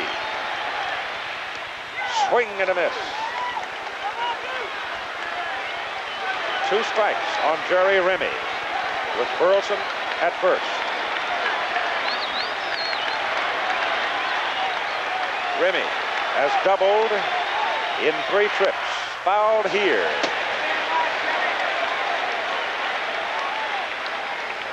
The Yankee dugout. Bob Lemon, man in the middle. Art Fowler. Clyde King standing behind Bob Lemon. Ball is hit to the right side. Piniella stares into the sun, can't find it. It's in there for a base hit. Burleson stops at second base as Piniella had a brilliant throw in from right field. He lost the ball in the sun, but I don't believe he could have caught it. Maybe. But whatever, he had no chance because he simply couldn't see it. Now watch, Remy hit it right on the nose. The pitch was up over the plate, and Jerry got most of it. And you can see as we pick up Piniella in the outfield looking for it. And suddenly there was the ball in front of him. He might have been able to catch it. I don't know. Whatever, it goes for a base hit.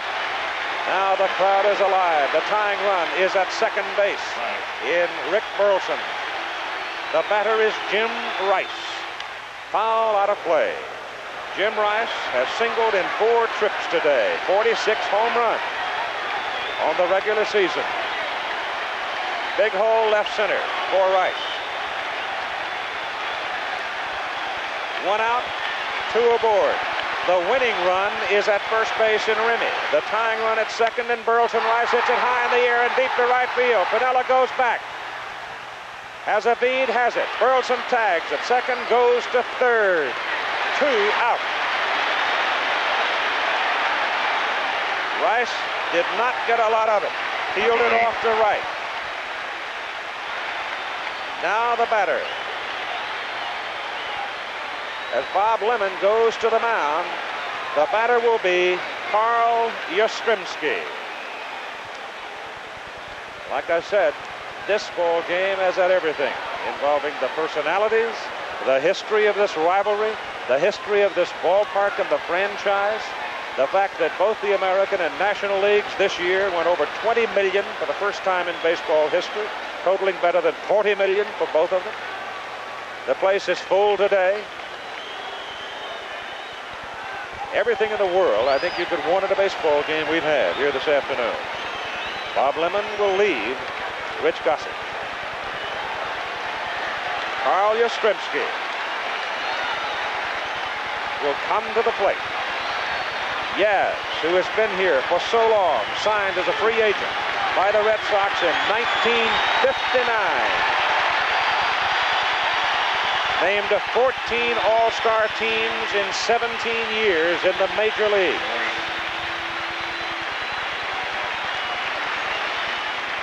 "39 years of age.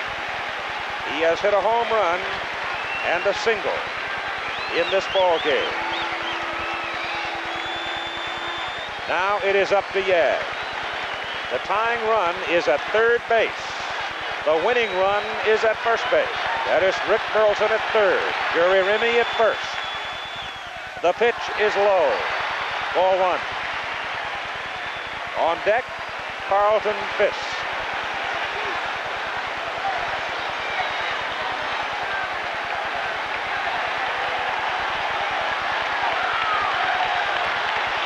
Goose Gossett. High pop-up. Nettles should have it. The Yankees win.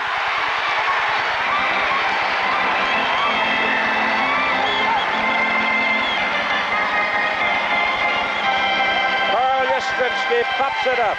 Just back at third base for Greg Nettles, and the New York Yankees have won their way into the American League Championship Series against Kansas City tomorrow night. the second time in American League history there has had to be a playoff game to determine a division champion or a champion of any kind. And it falls to Goose Gossage to come on in relief of Ron Guidry. And it was that solo home run by Reggie Jackson in the top of the 8th inning for that 5th New York run that made the difference. So there is a whole bunch of joy in that New York locker room as they make their way back into the quiet of it. But it won't be quiet when they get there. As Al Rosen, the president of the Yankees, stands there. He's been sitting throughout the ball game with George Steinbrenner, the owner of the franchise. And it was not an easy game to just sit and watch because this one had everything in it. As the Red Sox and the Yankees came from adversity on both counts, a New York ball club that was racked with dissension and turmoil for so long, but finally found itself under Bob Lemon winning 48 and losing 20, and it was the 48 that made so much difference in the 1978 season. For the Boston Red Sox, they got off to a magnificent start, but then injuries started whittling into their playing ranks. They started looking for help. They could not find enough to stop the slide. And so on this day, October 2nd, 1978, it is a gloomy day for the Boston Red Sox. For Reggie Jackson there in the Yankee clubhouse, the plaudits coming to him as he struck his 27th home run, and that one made the difference. The winner is Ron Guidry with a record of 25-3. 25-3. The save goes to Goose Gossage, his 27th save of the year. And the line score reads like this for the history books. New York, 5 runs, 8 hits and no errors. For Boston, 4 runs, 11 hits and no errors. The losing pitcher, Mike Torres. So ironically, it was Torres who was the hero for the Yankees in the World Series at the close of last baseball season. Today he had an opportunity to be the hero in Boston, but it was not to be. And he finishes with a record on the season of 16-13. Now let's go into that Yankee clubhouse and join Don Drysdale.